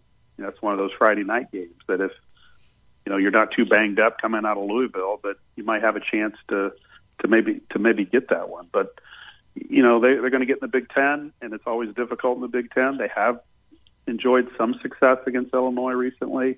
That's a game, as you mentioned, both teams circle and said, well, that's one we have to get if we're going to make anything out of this season. But it's, you're just out of the gate. You got Louisville, and that's really difficult for this team and this roster. And then you have the emotions of Brom, who's from Louisville and played at Louisville and has a lot of ties down there. So the first week is really going to be interesting from a lot of different angles. Mike, before we let you go, and we do appreciate your time, what's been the response in recruiting, and what have you seen out of Jeff Brom out on the recruiting trail? Well, he's what he said he would do. He's kind of backed up in the early phases of the 2018 class. He said he would focus a lot of his efforts in the 3 to 4 hour radius of campus, and 11 of his 14 commitments fall into that radius. He's tried to reestablish better connections in the state of Indiana, especially in the Indianapolis area where there's a ton of talent, a ton of great teams. Purdue kind of ignored that area the last 4 or 5 years, and they need to get back in there and get some players out of there. But he has strong connections in Kentucky and the Louisville area. He's got a handful of commitments out of there, and I think that'll continue. He's got a quarterback from Arizona who is 6'5", and I think that'll probably be the profile that we'll see from his quarterbacks moving forward. And also, he's just getting bigger players. They're bigger in size. They have 4 defensive back commitments right now. All of them are 6 foot or taller. And you compare those guys to what they have on the roster right now from a height standpoint, and they will start to look like a football program in the future, just because he's targeting bigger guys who, in their mind can play and make an impact. So, we'll see what the season brings out. If they show any signs of progress, I think they might be able to land, a significant recruit here or there. But I think that's going to be based on what Brom and this team show here in the first season. Mike, one thing that Illinois and Purdue share in common is they're trying to build up their facilities, and it feels like both programs are finally acting like some of the other Big Ten programs and really investing in their coaches. What have you seen from Purdue the last couple of years, especially with what the contract Brom is making and the new facility they're creating there? Well, a lot of this is the product of you have a new athletic director at Purdue, and Mike Bobinski, who took over for Morgan Burke. Burke was here for more than 2 decades. And it's also a renewed commitment from the university and the board of trustees. Right. And to be frank, those guys are high-level people that move around the country, and they're kind of tired of their football program being an embarrassment. Yeah. So they've kind of upped the ante. They've got a $65 million facility set to open in August. They're adding lights, which should have been done many years ago, but the Big Ten told schools to go do it. So their facilities are starting to look better, and there's more of a commitment. They've invested $4 million in coaches' salaries, support personnel, and other things since Brom was hired, and a lot of that is coming from Mike Lubinski, the athletic director, knowing that you have to invest in these things in order to try to get a return. And that's the whole point of this, is to invest and then make your program better, get more people in the stands, and then that money gets back to you in a quick fashion. But I think it's probably the biggest commitment that Purdue has made to its football program in decades. And we'll see how it all plays out. A lot of similarities between Illinois and Purdue football. Mike Carman covers Purdue for the Journal and Courier. You can follow him on Twitter at Carman_JC. Mike, we really appreciate your time. Thanks for having me. All right, good stuff from Mike. I always say it, they're kind of sister schools. I mean, they're both basketball-centric schools that are kind of in these not huge cities, kind of in the middle, and who are in these cornfields, and but both are crazy about basketball. But the football program, they haven't invested like these other schools, Austin, and finally they are. And it's going to be a grand experiment to see how both these programs go the next couple of years, because it means somebody's either got to come down or they're still going to struggle, right? Because they got to pass them. Both got to pass up so many schools. There's only so many wins to go around in the Big Ten Conference, and especially 9 games now. I mean, Michigan State in the East, that's one avenue that teams in the East can garner on, but in the West, Wisconsin's always going to be there. Minnesota, they're building things up. It's all about going to be about the quarterback play, just like Ryan Burns said. And it's going to be an interesting year. Yeah. I looked at the Vegas odds. Can you guess where Illinois ranks of how many wins, where they would rank in the Big Ten of what Vegas projects? I'm going to guess 12th. Higher. They have 11th. At 3.5 is their over-under for wins. Maryland is at 3. Rutgers is at 3. Purdue, 2.5. So they have Illinois as the fourth worst team in the Big Ten. I mean, it's probably going to come down to that Purdue-Illinois game. It always seems to come down to year. It always seems to come down to that Purdue-Illinois game of who finishes the bottom of that Big Ten West. Ohio State and Wisconsin both at 10.5. Penn State 10. Michigan and Northwestern at 8.5. Minnesota 7.5. Iowa and Nebraska at 7. Indiana, which is had good better defenses the last couple years, at 6.5. Michigan State's the team that's taken the biggest tumble after last year's poor year at 5. Plus, they've had all the turmoil. Which team would you bet the most money on going over? Going over, probably Iowa, right? I don't know enough about Maryland and Rutgers. I'm not going to bet on Illinois to go over. Ohio State maybe at 10.5. I mean, but I think you're undefeated. Yeah, they got a lot of change, and Penn State and Michigan are getting better. Maybe Michigan at 8.5. Does that seem like a little low to you? I think they're going to have way more wins than Northwestern. Yeah, that seems a little bit low. If I had to go under, I might go Minnesota under the 7.5 because it felt like everything broke their way last year. And then when you have a coaching change in football, it always feels like that year, that transition year is pretty tough. Especially on defense. Defense seems to be the one that takes the biggest hit when the new system comes in. Yeah. All right, we'll focus on Iowa coming up. Derek Young, Hawkeye Insider, will keep us going with our Big Ten West preview, and then we'll talk about the favorite in the Big Ten West, Jesse Temple, Wisconsin beat writer for Land of 10. He's going to join us at 4:45. Our text line's down, but if you want to weigh in on the Jupiters at the Crossing phone line, you can at 217-359-2255. That's 359-2255. We're talking Hawkeyes next on the Tay and J Show. Home is where the art is. It's where every day begins and ends. It's a place for big occasions and small. Home is where stories unfold and where they are told. We may leave, but we always come home again. First Financial Bank can help you achieve the home of your dreams. Talk with one of our friendly loan officers and we'll help you find the loan that's right for you. Consider it our way of saying welcome home. From First Financial Bank. Equal housing lender, member FDIC. It seems like in every home, there's at least one room that's either too hot or too cold. Well, it doesn't have to be that way. Mitsubishi Electric has your comfort solution. Mitsubishi Electric cooling and heating systems are up to 40% more efficient with no ductwork and whisper quiet. Individual room control, giving you the freedom to find your perfect comfort level and save money too. Make your whole home comfortable again. See Lance Heating, Cooling, and Plumbing for your comfort solution and live better. Hi, I'm Troy Lands from Lands Heating, Cooling, and Plumbing. Lands is your local Mitsubishi Electric Diamond dealer. Our technicians are experts at solving your comfort needs, one room or your whole house. Let us show you how a Mitsubishi Electric Heating and Cooling System can save you money now.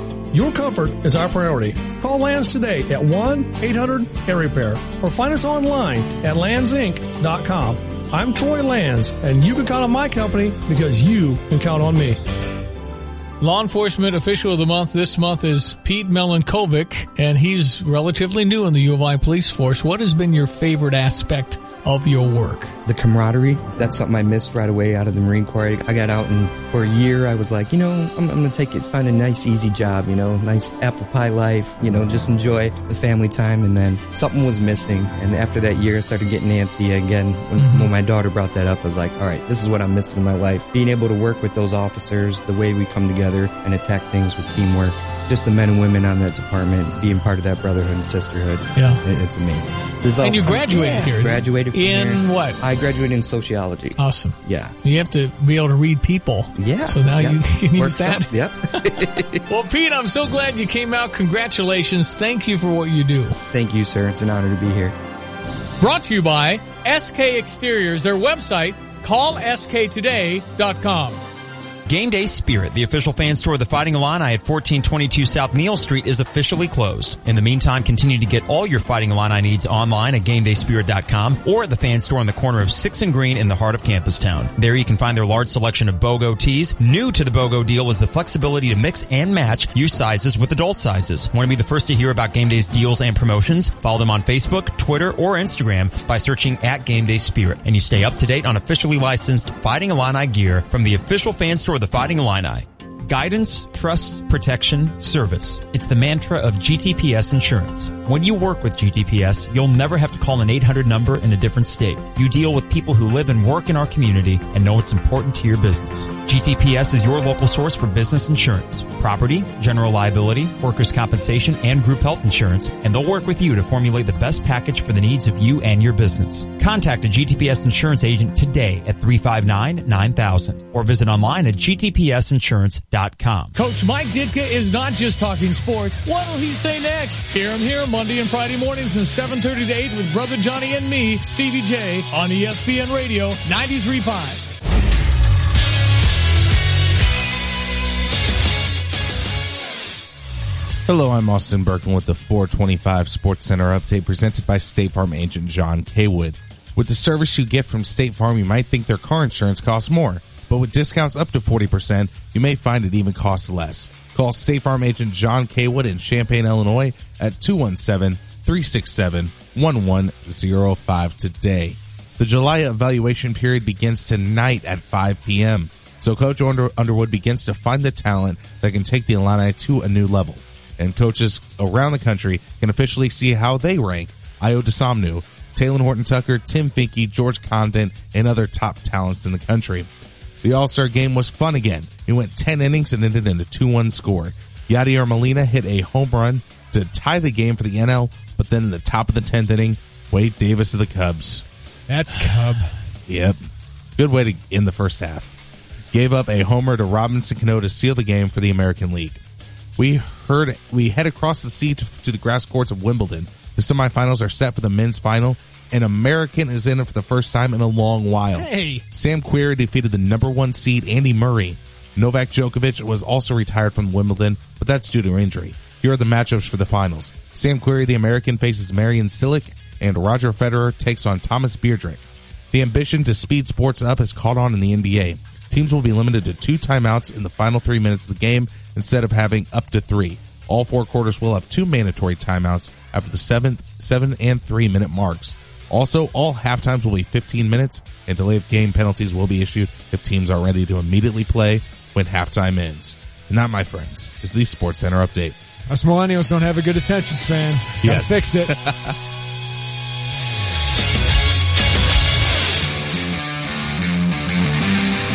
It is the Tay and J Show, ESPN Radio 93.5. Jeremy Warner, Austin Berkland, my sidekick today. And we're getting you ready for Big Ten football season. It is right around the corner.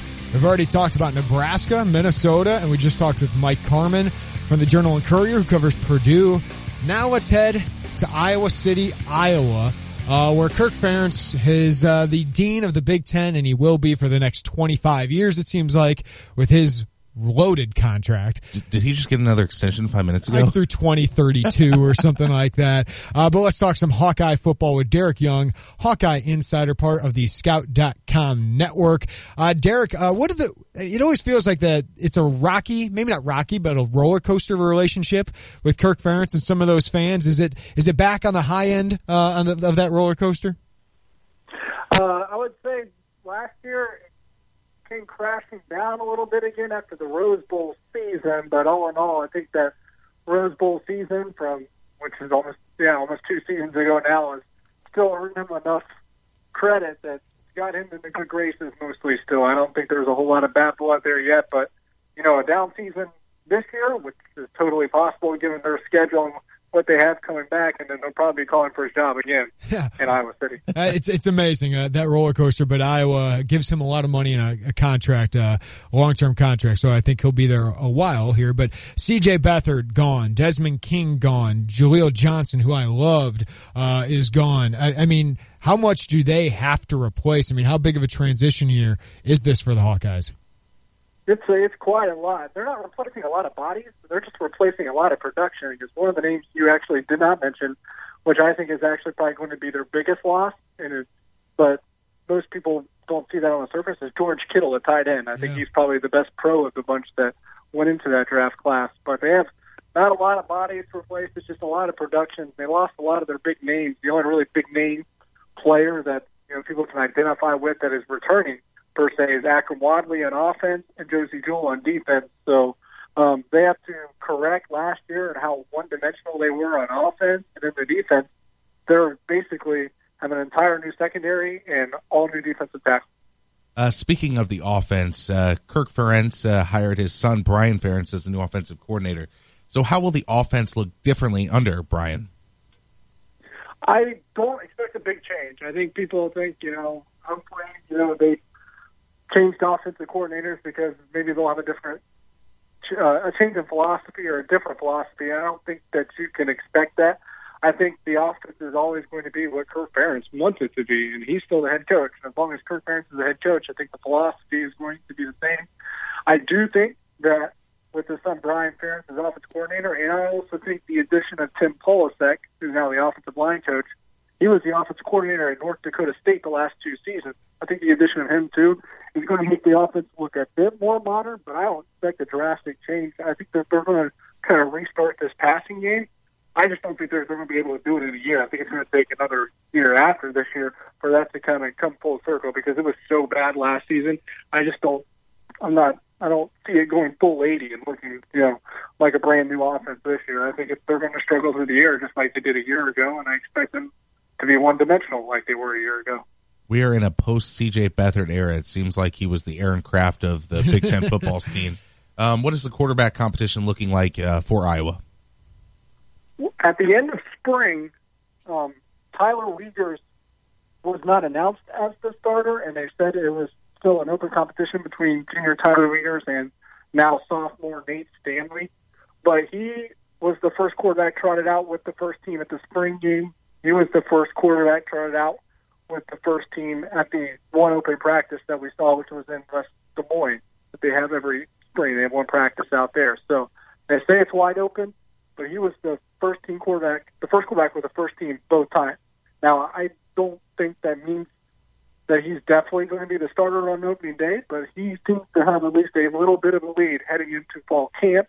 Nate Stanley is pretty highly touted. At Scout, we have him as a 4-star. He has more gifts, better raw resources and tools to use. He's just not as honed in as the junior Tyler Wiegers. So they're kind of two very different quarterbacks in the kind of makeup they have. We're talking Iowa football with Derek Young, Hawkeye Insider. You can follow him on Twitter at DYoungScout. There's always been a team that's built on the lines, the offensive and defensive lines, and that's where they've dominated a team like Illinois. They've had some good running backs come through there, but on the perimeter, they always seem to lack those playmakers. I mean, who are the playmakers that whoever's playing quarterback is going to rely on this year?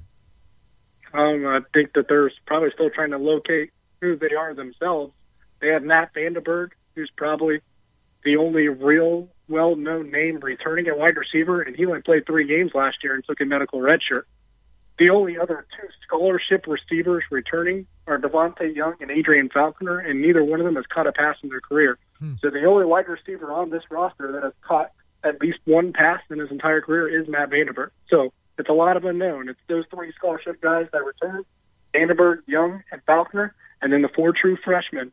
And I expect 2 or 3 of those guys to play, possibly getting starts. Brandon Smith is the notable true freshman that I think has the potential, which this seems very odd to say about a Kirk Ferentz team, has the potential to maybe be a starter game 1. Is the strength still the lines? I mean, what do they have up front on both sides of the ball? Offensive line is definitely going to be the strength of this offense. Now, they weren't the greatest pass blocking team the last 2 years, but this team has returned a ton of starts on the offensive line.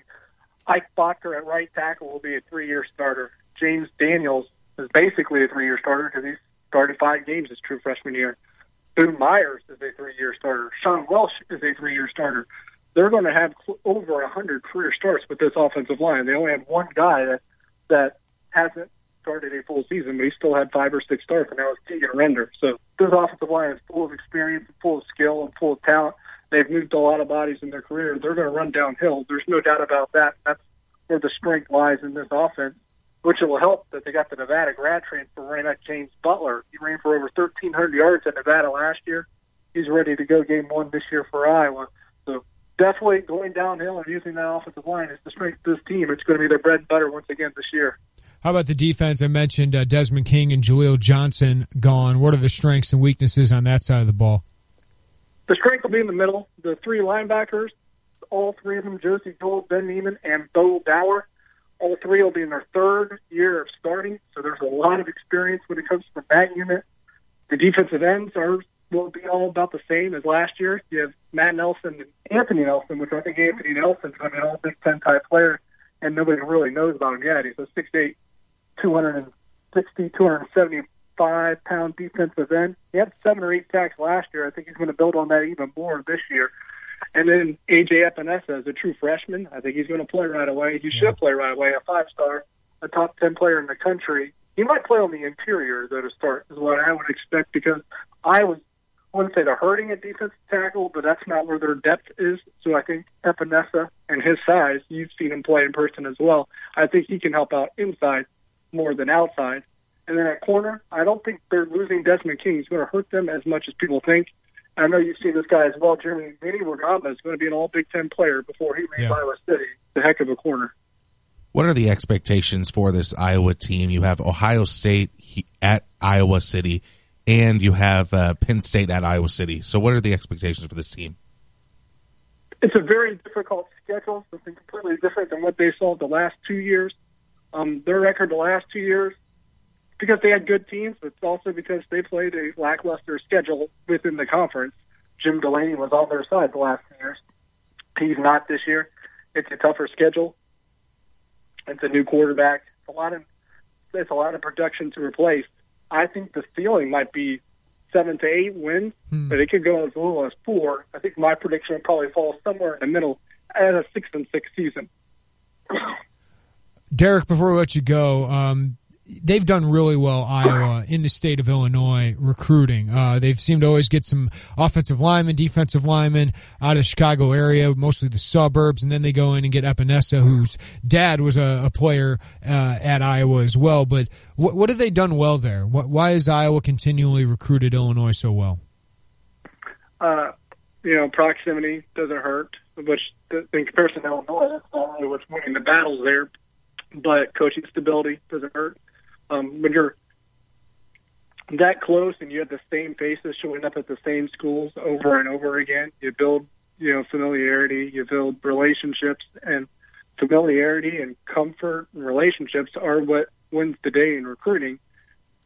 And then, comparison to Illinois, that's the opposite of what Illinois has had. Yeah. They haven't had the stability. I think that's what's hurt Illinois the most. Awesome stuff. A lot of coaching turnover that Iowa hasn't had. Yeah.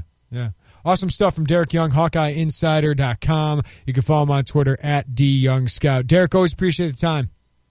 Thank you. All right, good stuff from Derek Young. Yeah, that's a program that it'll be a disappointing season if it's 5-7, but that's what Illinois wants to get to. Yeah. Is that a disappointing season is a 5-7 type year. 7-5 sounds so glorious right now. Right. It's the difference in expectations where they're going to be really upset at Ferentz or Nebraska if they go 7-5. Mm-hmm. That's a disappointing season. That's a good problem to have because there's only so many teams that can win 10 games anymore because of the 9-game conference schedule. You can't have FCS opponents anymore. I think that makes for a better football season, a more entertaining football season. But just to consistently get to bowl games like they have, that's what Illinois is shooting for. And that's why Iowa, Michigan State, and Wisconsin, they're great models for what Illinois can become. Then you can have that special year every now and then with Rose Bowl years and big-time bowl games. Yeah. That it just sets you up for that because when you get 7 wins, when you have a team that can win 7 games year in and year out, then that lucky year will happen whenever you have a schedule that sets up like Iowa has had 2 seasons in a row the past couple years. Ferentz hasn't had many huge seasons, right? Mm-hmm. They started the one season 12-0, lost in the the Big Ten championship game to Michigan State, who went on to the Final Four. But so they were close, but that was a phenomenal year. One year they made the Fiesta Bowl, I believe it was, early on in his tenure. Yeah. You're not going to get that all the time, especially in the Big Ten where you have Michigan, Ohio State, and Penn State now with these powers. But that's what you can become, is where every year you're competitive, you're getting into bowl games. Then you have a down year every once in a while where you go 5-7. Maybe you don't make a bowl game, but you bounce right back. That's what Illinois can become. They just need to find the right guy, give him all the resources, and stick with him and give him time and support him. And that's what they've done with Lovie Smith. It's going to be fascinating, because if you feel like if Lovie can't do it, who can do it consistently? But that's what you want with Illinois football, is just some kind of consistency. Yeah, they have that now with the great assistant staff that he's put together, and with that $3 million facility. How much is it? That's going to be 60 to 80 Yeah, million. $60 to $80 million facility going up right next to Memorial Stadium. That's exactly what Illinois needs to do. It's going to be really interesting to see these Big Ten West teams like Minnesota, which just has a new big facility going in as well, Purdue, Illinois. Which one of those programs can make the climb up the Big Ten ladder? All right, coming up next, we'll talk to the one on top the Big Ten West ladder. That's Wisconsin. Jesse Temple covers Wisconsin for Land of 10. We'll get his thoughts on the Badgers, who again are the favorite to win the Big Ten West. We continue our Big Ten West preview here on the Tay and J Show. Oh, hey, hi, hello there. It's me, your air conditioner. You can call me AC if you want, but Mr. Conditioner is my dad's name. Okay, listen, you may have noticed that I'm using a lot of energy right now, and that's why you need to call an expert. Yep, the experts can give me a precision tune-up, so you'll save up to 30% on energy bills, and I won't have to work so hard, which is great because I'm about to pass out. At Chief Bauer Service Experts, save $41 off an AC Precision Tune-Up. Call 866-EXPERTS or visit chiefbauer.com. For expert service guaranteed. Call 866-EXPERTS. Join the Champaign Parks Foundation on Friday, July 21st as we turn the Virginia Theater into a cabaret to benefit parks, programs, and services in our community. Admission is $60 per person and includes drinks, hors d'oeuvres, and a live performance by local jazz singer Katie Flynn. Reserve your spot now by emailing Laura Audeberry at laura.audeberry@champaignparks.com by July 14th. For more information, call 819-3839. It's Lon Tay from ESPN 93.5, and whenever I need work done on my car, I go to Long's Garage. No, not Lon's Garage, Long's Garage in Urbana on Main Street, just east of Schnucks. From engines and brakes to new tires, you can get a variety of auto maintenance assistance from the experts at Long's Garage Complete Auto Service. And this summer, beat the heat and come into Long's Garage for an AC check. Since 1941, Long's Garage has offered expert repair services. Visit them today at 503 East Main Street in Urbana, just east of Schnucks. Life is full of twists and turns. You can't see the unknown, but you can certainly prepare for it. Pekin Life Insurance Company offers a variety of term and whole life insurance policies that are designed to meet the needs of individuals and their families. Options include transitional life, universal life, preferred whole life, family term life, and many others. Visit PekinInsurance.com or ask your local Pekin Insurance agent about an affordable, beyond the expected life insurance policy that's right for you. Napa know-how. Buckets are good. Good at storing, carrying, and hauling all kinds of stuff. But the Napa Bucket for $3.99 does more good than that. Like getting you 20% off 3 or more items that fit inside. And donating $1 to the Intrepid Fallen Heroes Fund. So do our soldiers and yourself some good. And save 20% with the Napa Bucket. That's Napa Know-How. Napa Know-How. At participating Napa Auto Parts stores while supplies last. Exclusions apply. Offer expires 7/31/17. Are you ready to get active and involved in a good cause? Our friends at the St. Joseph Ogden 5K event invite runners and walkers to come out to downtown St. Joseph on July 29th at 7:30 a.m. for this amazing community event, helping the St. Joseph Ogden High School and Middle School cross country and track teams. If you would like to participate in our event, you can visit our website at sjo5k.com. Again, it's Saturday, July 29th, beginning at 7:30 a.m., and the website is sjo5k.com. Coach Mike Ditka is not just talking sports. What will he say next? Hear him here Monday and Friday mornings from 7:30 to 8 with Brother Johnny and me, Stevie J, on ESPN Radio 93.5. Buying a home can be exhausting, exciting, and satisfying all at the same time. And in celebration of American Housing Month in June, Busey Home Mortgage shares helpful and practical tips to simplify the home buying process. Ask yourself these following questions. 1, what do you want in a home? Create a checklist of all the items, amenities, and desires that you want. 2, how much home can you afford? Use Busey's How Much Can You Afford calculator on Busey.com. 3, what's your credit score? Higher your credit score, the lower your monthly payments. 4, how much money do you have saved up? Down payments typically 5 to 20% of the price of the home. 5, have you factored in all your costs? Create a hypothetical budget for your new home. And 6, how long will you stay? Experts recommend at least 3 years if you plan to purchase. Whether you're buying your first home or a dream home, Busey Home Mortgage is here with expert advice and simplified solutions. Visit Busey.com and BuseyMortgage.com for more information. BuseyMortgage.com. Get started today. It is the Tay and J Show, ESPN Radio 93.5. Jeremy Werner and Austin Berkland sitting side by side today as we're getting ready for Big Ten football season right around the corner, just a month and a half away. We've gone through the Big Ten West Division. This has been a lot of fun. We've got a lot of great information from a lot of great writers who have shared their time with us. And let's head up to Madison, Wisconsin, where it never changes. Never changes up in Wisconsin. They change all these coaches. Steady Eddie. Whether it's basketball, whether it's football, Wisconsin remains the pride of the Big Ten West. And let's talk with Jesse Temple, Wisconsin beat writer for Land10.com. As we're talking about Jesse, they've had a lot of different coaches up there the last decade, but it feels like they're more Wisconsin than ever under Paul Chryst. Oh, that's absolutely right. It's kind of funny. What do they say? The more things change, the more things stay the same. Since they've gotten Paul Chryst, obviously Paul was a quarterback here back in the 80s. He was an offensive coordinator here before he became head coach at Pitt, and he's really kind of maintained all the pieces that worked before and kind of refined them and even gotten better in some areas because they won 11 games in a Cotton Bowl last year, and there's no signs of the Badgers slowing down. Yeah, Jesse, one thing that's different is another defensive coordinator change. You have the great one, Dave Aranda, who went down to LSU, and then Justin Wilcox goes to Cal. Now Jim Leonard takes over. Is that the biggest storyline up there, or is that even going to be much of a change for them? I honestly don't think it's going to be a major change. Jim Leonard obviously only has 1 year of college coaching experience, and it was last year when he coached the defensive backs at Wisconsin. But I had an opportunity last season to sit in on one of his defensive backs meetings the week of the Ohio State game, and just listening to him talk for 45 minutes, you could tell just what a great coach he already is and how much better he can be because he knows the game. He was an All-American at Wisconsin for 3 years, and then he had a 10-year NFL career. So he's got this innate knowledge and an ability to kind of disseminate that information to his players that you just can't really teach. So I think they're going to continue to be great. I think this is a top 20 defense, especially when you consider the schedule that this team is going to be playing. Offensively, they lose Corey Clement. Ogunbowale was really good last year. But quarterback, they seem to get their answer later in the year in Alex Hornibrook. What did you see from him in the spring? Is he the unquestioned starter for this team?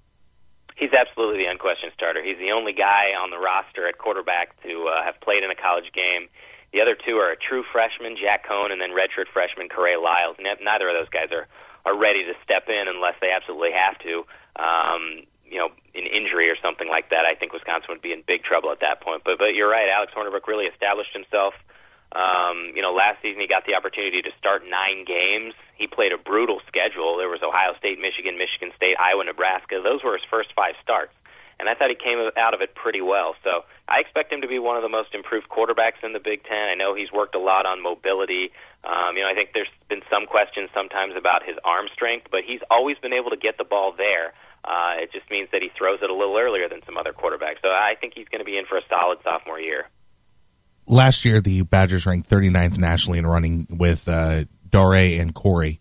Bradrick Shaw and Chris James are taking their place. What can you tell us about them, and who's going to be the workhorse running back, or is it going to be more of a running back by committee?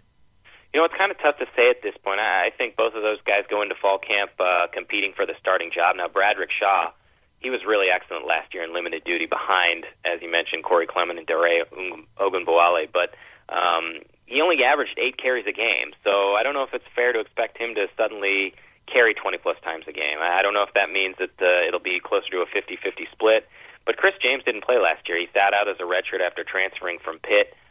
He's kind of a shifty guy. He's 5'10", very quick, can make people fall with one cut. I think they're going to use both those guys, and also Taiwan Deal. He kind of has been forgotten because he's sustained some injuries the last couple of years. But between those three, I think they'll make up for the production lost by Clement and Ogunbowale. Yeah, who are the other playmakers? I mean, what are the strengths, do you think, of this offense? Is it still that Wisconsin-style run game? Yeah, absolutely. The run game is first and foremost. That doesn't change either. They have two quality fullbacks, and I know that fullbacks don't often get mentioned, but they're certainly important at Wisconsin. Alec Ingold and Austin Ramish, those are two guys that they love to give the ball to in third and short scenarios, and generally they get the first down. And, of course, they also have tight end Troy Fumagalli, who really has a chance to be an All-American this year. I mean, he is one of the best tight ends in the country. He can catch anything thrown his way, and so they're going to use him a lot. And also Jazz Peavy is their returning number one wide receiver. So between those guys, I think they're going to have enough pieces to move the ball around the running backs and keep defenses honest. Talking with Jesse Temple, Wisconsin beat writer for land10.com. Follow him on Twitter. It's easy, at Jesse Temple. You mentioned that defense, which, TJ Watt was an unbelievable player last year. But again, it seems like they just reload. Doesn't matter who's calling that defense. But what are the strengths there? Is it still that pass rush? Well, there's a lot of pieces in place on defense, which is why I said before I think they're going to be a top 20 defense again. They return everybody on the defensive line. They have 4 inside linebackers vying for 2 starting spots. And those 4 guys could probably start at most teams in the country. Jack Stitchie was just named number 60 on Sports Illustrated's list of top 100 college football players, and Ryan Connolly was, I think Pro Football Focus said he was the best at stopping the run in college football last year among returning players. So that doesn't even mention T.J. Edwards, who's the leading tackler, and Chris Orr, who was a starter as well. So the front seven is a strength. They still have a couple quality defensive backs. I mean, all over. I don't think there's a spot where you can pick on this defense. So, as I said, I think they're going to be very strong. Wisconsin does not play Ohio State this year, or Penn State and LSU. What are the expectations? Is it more than just a Big Ten West title?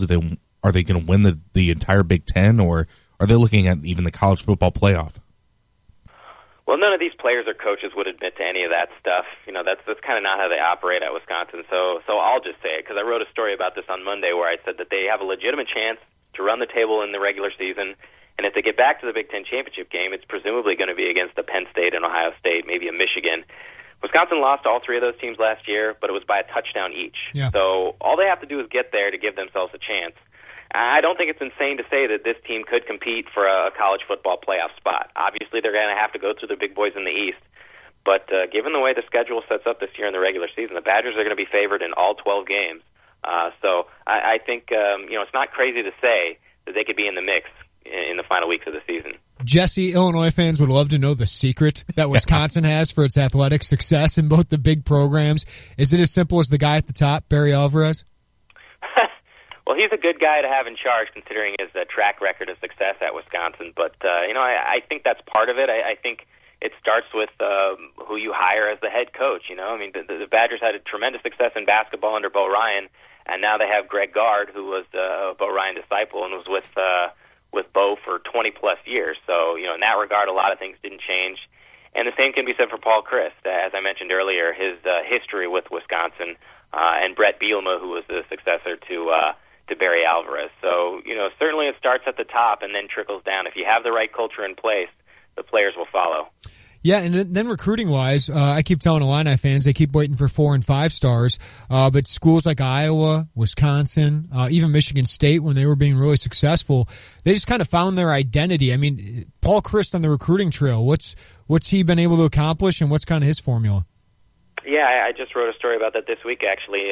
This is kind of crazy, but Wisconsin filled its entire 2018 class by July 6th. They got 19 commits. So, I think most people think those guys are going to end up signing with Wisconsin.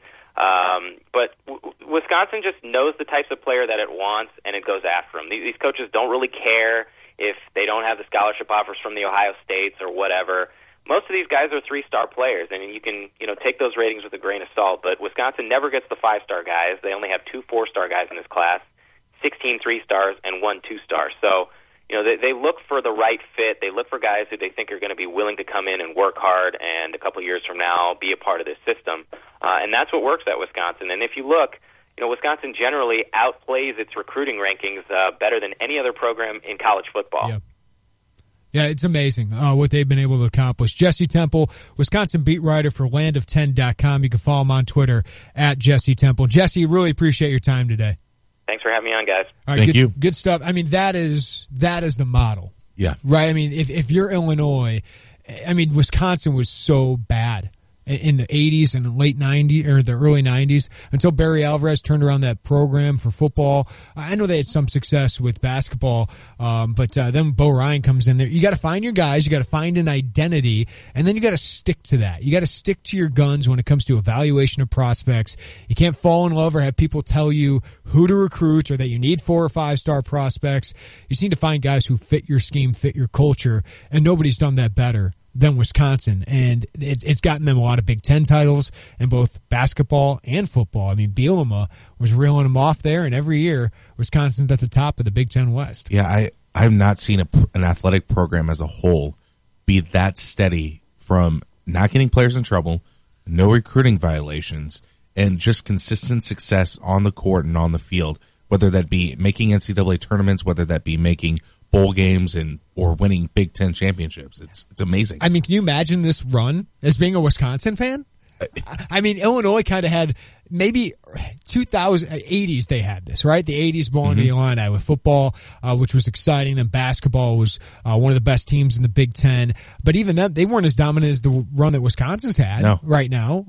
They had some great teams, some memorable teams, but only won 1 Big Ten basketball title, right? And I think 1 Big Ten football title in 83. So Wisconsin's done way more than that. And it's amazing that they've been able to accomplish this, given the depths they've had. But think of how much fun that would be to be a fan of Wisconsin. Maybe you're not Ohio State, right, when it comes to football. Maybe you're not as sexy as Michigan is right now with Jim Harbaugh, but the results are there. Yeah, I was talking to Andrew one day before the last year's season started, and he was saying they made the playoffs every single year that I've been alive, and that's exactly like Wisconsin. A 7th grade kid right now that's a Wisconsin fan has not had any difficulties in his life in college sports. Which program do you think will have more wins over the next 4 years, Wisconsin or Michigan? I'm going to go with Wisconsin. It's part of its division, right? Yeah. But at the same time, it's like they both kind of try to do the same things, but Wisconsin's been doing it. Michigan's just getting better recruiting classes. So that'll be interesting to watch. But in that division, I might buy Wisconsin on that realm. I'll take Wisconsin more Big Ten titles. Probably they got an easier path. Ohio State, Michigan, Penn State. Do you think that'll ever even out the West and East? Nope. I don't think it will. Unless the Big Ten West adds Oklahoma. Yeah, I don't think they ever will, but I think that's okay. That's fine. I think the closeness, the proximity matters a little bit more. All right, we got one more stop. Yeah. Up in Evanston. We found somebody. We found a writer. Ben Pope, Daily Northwestern. We'll preview the Wildcats coming up next. Tay and J Show. The Urbana Park District presents Neighborhood Nights all summer long through August 9th. This Wednesday, July 12th, we'll be out at Ambucks Park. Listen to the music of Craig Russo Latin Jazz Project from 6:30 to 8 p.m. Join us for free popcorn and lemonade, fun activities. You can meet Urbana Park District officials. And we want to thank our sponsors, SJ Broadcasting, Champaign Moms, First Federal, the Urbana Parks Foundation, and CUMTD. For details, you can visit our website at urbanaparks.org. Check out the new BMW Champaign. It's not like the old Twin City. They have new on-site local ownership since 2013, along with a new state-of-the-art facility. With a Customer First Service Award winner for 2015, BMW Champaign does business your way. Yes, they have tons of cars. Yes, they'll get you what you want. Yes, they discount, deal, and even pick up and deliver. So stop in, ask for Ben, and give BMW of Champaign a look. BMW of Champaign at the corner of Neal and Burwash in Savoy. Alto Vineyards has long been a leader in the Illinois wine industry, winning over 700 awards in national and international wine competitions in the last 20 years. Now, Alto Vineyards, along with SJ Broadcasting, present Music Among the Vines, East Central Illinois' premier summer concert series, held under the stars. Stop by Alto Vineyards each weekend throughout the summer and indulge in Illinois wines, premium beers, soft drinks, and light food items. All while experiencing the best music the area has to offer. For more details, visit altovineyards.net or call 356-4784. This Saturday night at 7:30 at Alto Vineyards Music Among the Vines, it's live music from the Painkillers.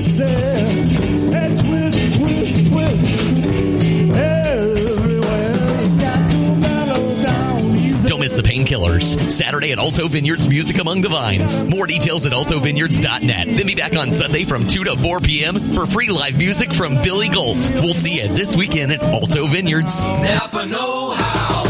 Buckets are good.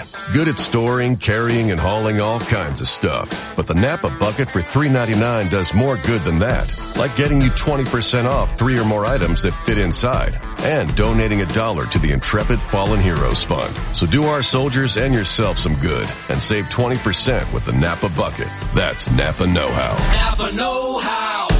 At participating Napa Auto Parts stores while supplies last. Exclusions apply. Offer expires 7/31/17. When smart businesses need to grow their team, they do it on the site proven to deliver. Indeed.com. According to an independent study, Indeed delivers 5 times more hires than any other job site. More hires than the rest combined. And right now we're giving new users a $50 credit to post a sponsored job, boosting your listing in relevant search results. Claim your $50 credit at Indeed.com/credit. Indeed, the world's #1 job site. Terms, conditions, and quality standards apply. You're listening to WSJK ESPN 93.5 Tuscola, Champaign-Urbana, your home for the St. Louis Cardinals. President Trump tweets again, the Russia investigation is the biggest witch hunt in political history. I'm Chris Foster, Fox News. But his new FBI director nominee says at his Senate confirmation hearing he disagrees. And Chris Wray says he would never pledge loyalty to the president, as the former director James Comey says President Trump requested of him. My loyalty is to the Constitution, to the rule of law, and to the mission of the FBI. And no one asked me for any kind of loyalty oath at any point during this process, and I sure as heck didn't offer one. White House spokeswoman Sarah Huckabee Sanders. During his hearing, Chris Wray continually displayed the strong character, deep knowledge, and moral integrity that make him, as former Democrat Senator Sam Nunn testified, the leader the FBI needs at this critical moment. Her boss, President Trump, tells the Christian Broadcasting Network's Pat Robertson, if a Senate Republican health care bill does not pass, I will be very angry about it, and a lot of people will be very upset. He leaves on a trip to Paris this evening. The latest now on the case of 4 still missing men in Pennsylvania from Fox's Gernal Scott. Chris, bond has been set at $5 million cash for Cosmo DiNardo, the man police and prosecutors believe may be involved in the disappearances. Bucks County DA Matt Weintraub says DiNardo illegally obtained a car belonging to one of the missing men, Thomas Mio. With the title unsigned by Mio. There was no legal exchange of that vehicle. Weintraub says Mio's life-saving diabetic kit was still in the car when it was found on property belonging to DiNardo's family. The search continues for the men, which Weintraub says is intensifying north of Philadelphia, Chris. Colonel Scott, thanks.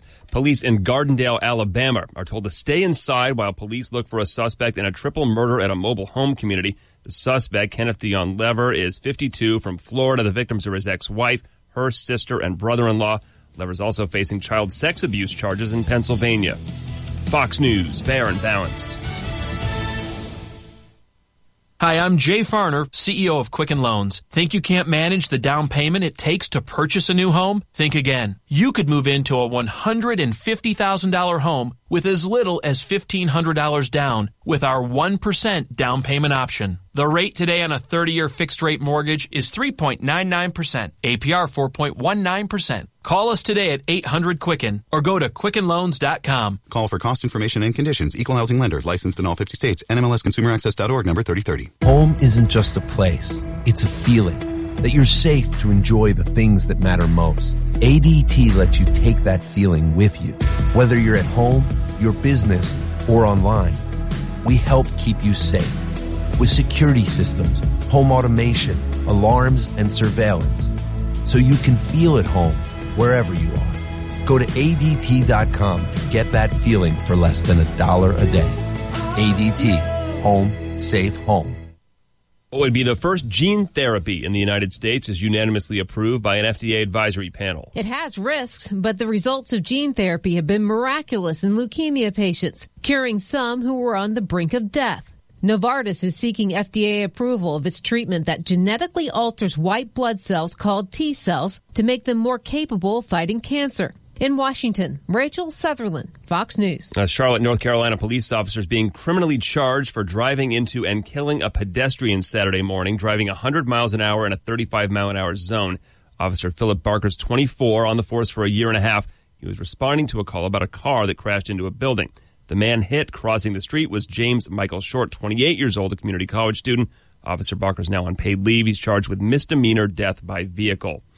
Cookie Monster apparently also says, me want drugs. C is for cookie, that's good enough for me. Oh, cookie starts with C. So does cocaine, and a stash of it found during a Florida traffic stop hidden inside a Cookie Monster doll. A Monroe County Sheriff's deputy pulled over a car with illegally tinted windows and an obscured license plate in Marathon Key. Because the car reeked of marijuana, the deputy searched a backpack, finding the Cookie Monster doll inside. Because it was heavier than expected and had a slit cut into it, the doll was searched. 11 ounces of cocaine recovered. 39-year-old Camus McNair taken into custody on a cocaine trafficking charge. Jane Metzler, Fox News. You ain't woman enough to take my man. Her record label says the country singer Loretta Lynn is back at home after a stroke in May, but a statement says her new album will be delayed until next year, and all tour dates this year are now canceled. She says she's getting stronger by the day.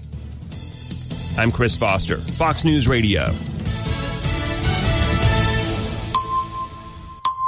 Here's your ESPN Radio 3-day forecast brought to you by Chief Bauer. Trust the experts at Chief Bauer Service Experts to keep you cool all summer long. Call 866-EXPERTS, or you can visit them online at chiefbauer.com. Tonight, a low of 76 degrees. Thursday, thunderstorms come through. We got a high of 91, but it should cool off after those storms.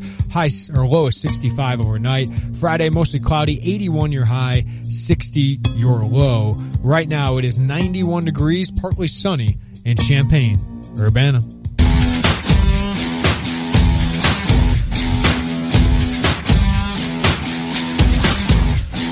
is the Tay and J Show, ESPN Radio 93.5. Jeremy Warner and Austin Berkland.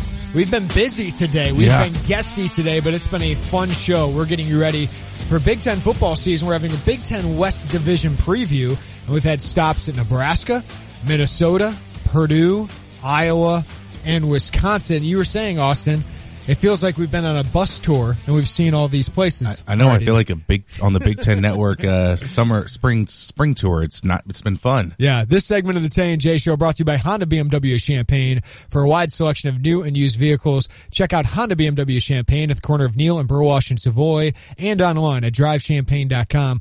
We'll talk a lot of Illinois football at 5:30. We got a next question coming up. We will preview. We'll talk some recruiting. We got a lot of stuff going on there. Huge cookout coming up at the end of the month where they got a lot of top prospects coming in, and we'll talk about some of the big storylines for Illinois. But our last stop on this wonderful tour of the Big Ten West is in Northwestern, and we've gone to the student newspaper. Ben Pope of the Daily Northwestern joining us now. Ben, thanks for joining us. How you been? I've been great. How are you guys doing? Doing well. Well, I want to get the student perspective here, because how much do students get into what Northwestern Athletics is doing right now? Because it seems to be really a golden age for that athletic program. Well, certainly the basketball run to the tournament got more attention than probably anything this athletics department has ever done before. But there's a lot of excitement for the football team, too. Returning almost everyone from last year from a team that really excelled down the stretch. A couple months until the season opener against Nevada here in Evanston, and there's definitely some rising excitement for it. Yeah, what are the expectations? There's a lot of names we've known, Clayton Thorson, Justin Jackson, but what are the expectations in this Big Ten West that seems to have some upward movement possibilities for Northwestern? Well, yeah, it's a very wide open division this year, and it's probably the perfect year for that to be the case. Northwestern's returning 17 starters out of the 22 from last year on both sides of the ball, and that's including Justin Jackson, who's just a few hundred yards away from breaking the all-time rushing record, and Clayton Thorson, as you mentioned, who broke the single-season touchdown pass record. And on defense, Godwin Igwebuike could be in the running for some records as well. All three of those players were named to either offensive or defensive player of the year watch list that came out Monday. And around them, they have a lot of talent coming back, too. This is the most experienced team Northwestern has had for a while. And while they were only 7-6 last year, they went 6-3 down the stretch after a rough start, and probably finished on the highest note of the season by upsetting Pittsburgh in the Pinstripe Bowl. So they definitely improved over the course of last year, and they have a pretty good chance of continuing that momentum into this year, considering that it's almost the exact same team that's coming back. It seems like every Big Ten West team besides Purdue and Northwestern has quarterback issues. Northwestern turns Clayton Thorson Jr. What is the biggest weakness, though, on this Northwestern roster? Well, they're going to have a lot of questions to answer at the receiver position. That was a big question mark last year when Austin Carr stepped up basically out of nowhere to end up winning the Big Ten Receiver of the Year award. He was Clayton's go-to threat on virtually every play. With him gone and also a couple other lesser contributors, they would really have a wide-open battle to see who can step up at that position. And right now it's a little unclear who the possibilities could be. Macon Wilson wasn't a big threat last year, but apparently he had a really good spring and is a candidate to step into Austin Carr's vacated role. Ben Skoranek was a true freshman last year who saw the field some, and he has the size to become an impact player. But Solomon Vault's now out for the year with the surgery, and Flynn Nagel was probably is the best returning player, but even he was very much a secondary option to Austin Carr. So while Clayton Thorson has a lot of experience throwing the ball, his targets are not going to be quite nearly as experienced. So they'll definitely need to use the non-conference schedule, which is about as light as it's been in a while, to try to get some chemistry going in that aspect of the offense. Ben Pope, Daily Northwestern, previewing the Wildcats football season in 2017. You can follow him on Twitter at BenPope111. 245, 312, 298. That all adds up to 855 carries in Justin Jackson's career. Is he he's probably gonna break 1,200 at this point. I mean, how much will they ride him? Yet again, it's amazing how much tread is probably on those tires. Yeah, I mean, Justin Jackson's been a workhorse, and it's incredible to me how healthy he's managed to stay through all of it. I'm sure every year, as they always say, the plan will be to take some of the pressure off of him, but it always ends up that they ride Justin Jackson. Nonetheless, backup John Moten, who was a redshirt freshman last year, really came on in November. I think that Fitzgerald will probably look to include him more. He has a bit of a different style than Justin and is a bit of a more of an explosive player. Justin Jackson's more of an up-the-middle, 4 yards of carry kind of guy. So if they can platoon those guys more, that'll take some of the tread off of Justin Jackson. But he's definitely the center point of this offense, and that's not going to change anytime soon. So the defense loses Anthony Walker, who's a heck of a linebacker, and the brother of Tito Odenigbo, who's here at Illinois, Ifedi Odenigbo. Who's going to make up for those losses? What are the strengths and weaknesses of the defense? Well, the linebacking situation is very interesting. Nate Hall was a big breakout player last year, and he'll be expected to take over for Anthony Walker as the center point of the linebacking position. But other than that, it's very shallow. They lost several players. They had at least someone get hurt. Warren Long, who spent the past 3 seasons as a running back, transferred over to linebacker. They have a couple true freshmen or redshirt freshmen that are going to compete to potentially play pretty significant minutes.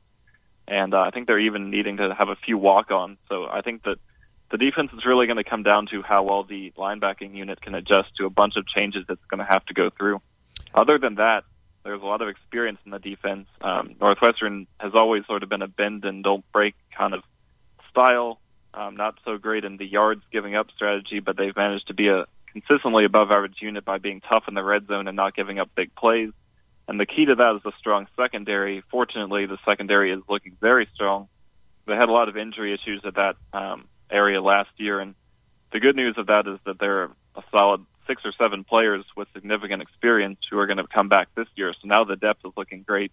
And as I mentioned earlier, Godwin Igwebuike, senior safety, almost went to the NFL draft this year. Very good candidate to go next year and should be the leader of a very experienced and well-rounded back end.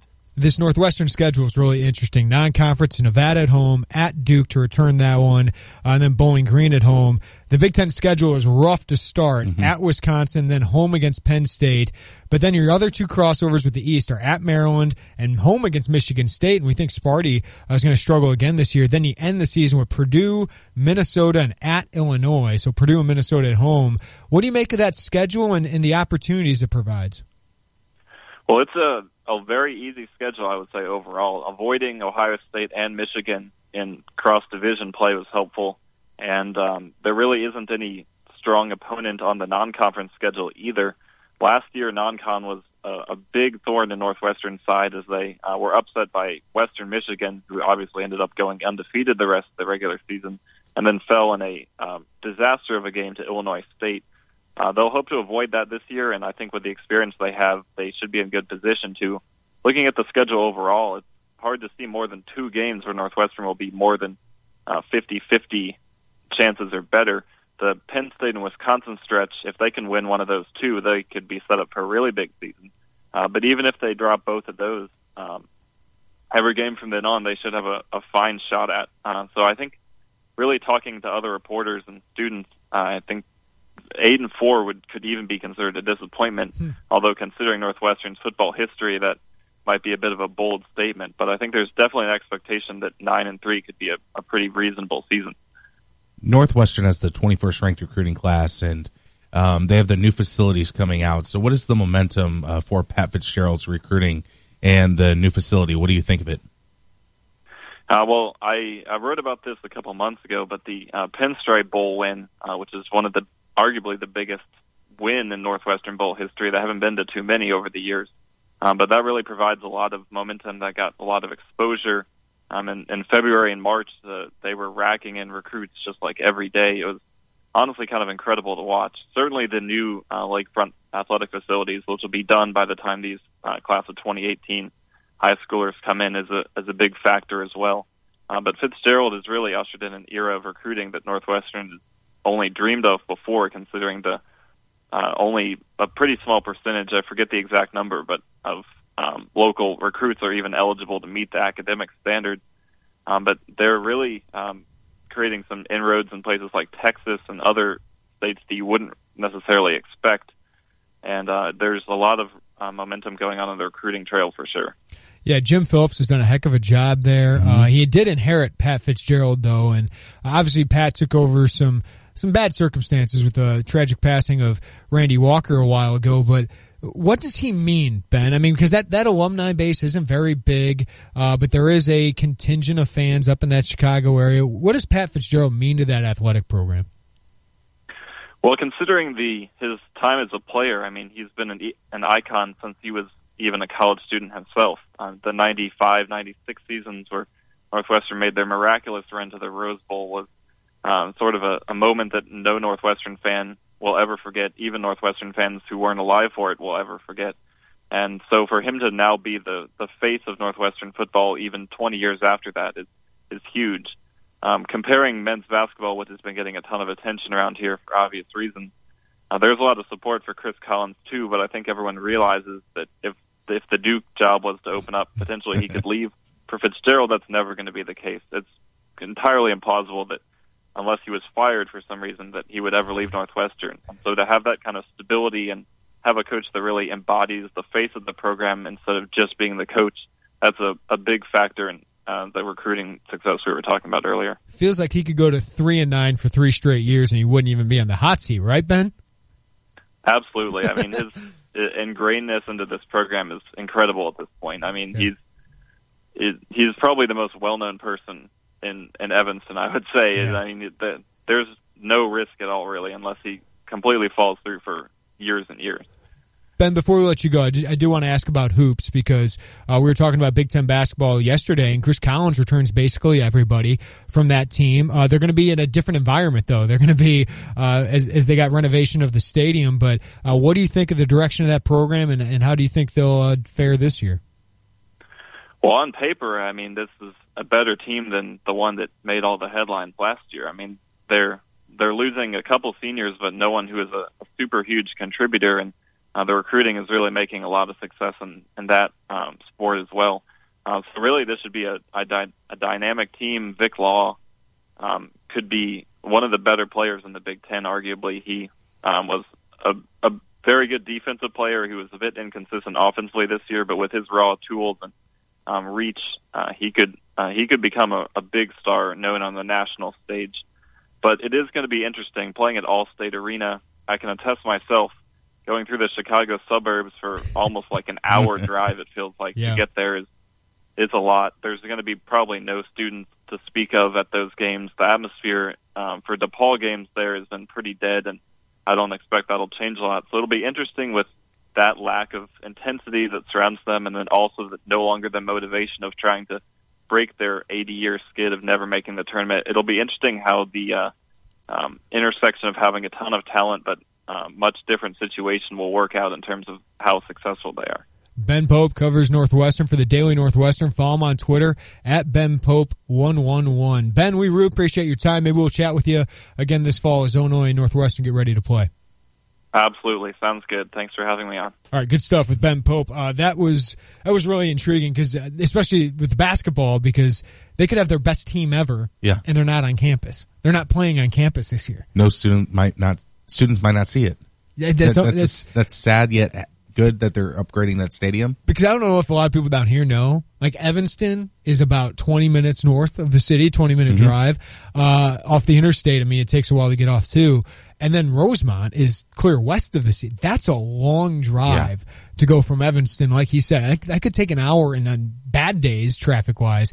I mean, if I'm a student, unless that team's absolutely rolling, that'd be tough to get to every game. They cannot get an early hiccup in that Northwestern basketball season. If they do, then it might spell trouble for fan support. It's cool to see from the outside, because I'm not rooting for Illinois. Yeah.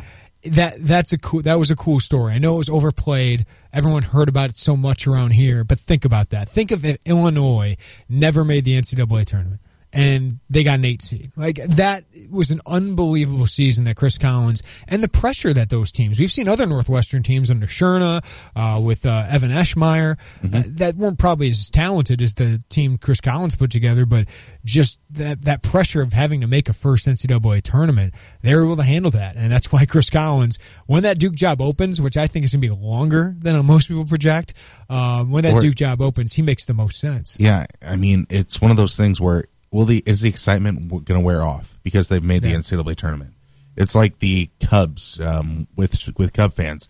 Will it get bigger, or will it get smaller because they've actually done it? And even if it gets bigger, what's the ceiling?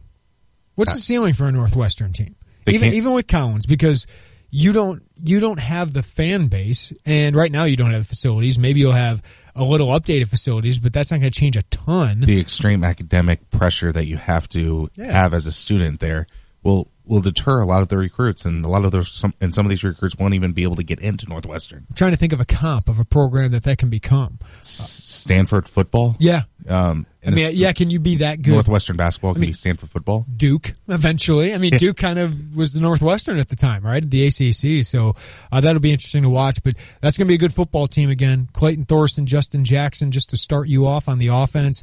They have an identity there. They got more talent coming in. Illinois has lost some big battles. Are they number 2 in the Big Ten West for you? Most people have them there. Yeah. I haven't broken it down enough, because Nebraska, there's so much change going on there. Iowa, I just don't see a lot of playmakers. So, yeah, I mean, Northwestern I might have as your number 2 team, which I think shows a little bit of the weakness of the Big Ten West and why Wisconsin's such a heavy favorite.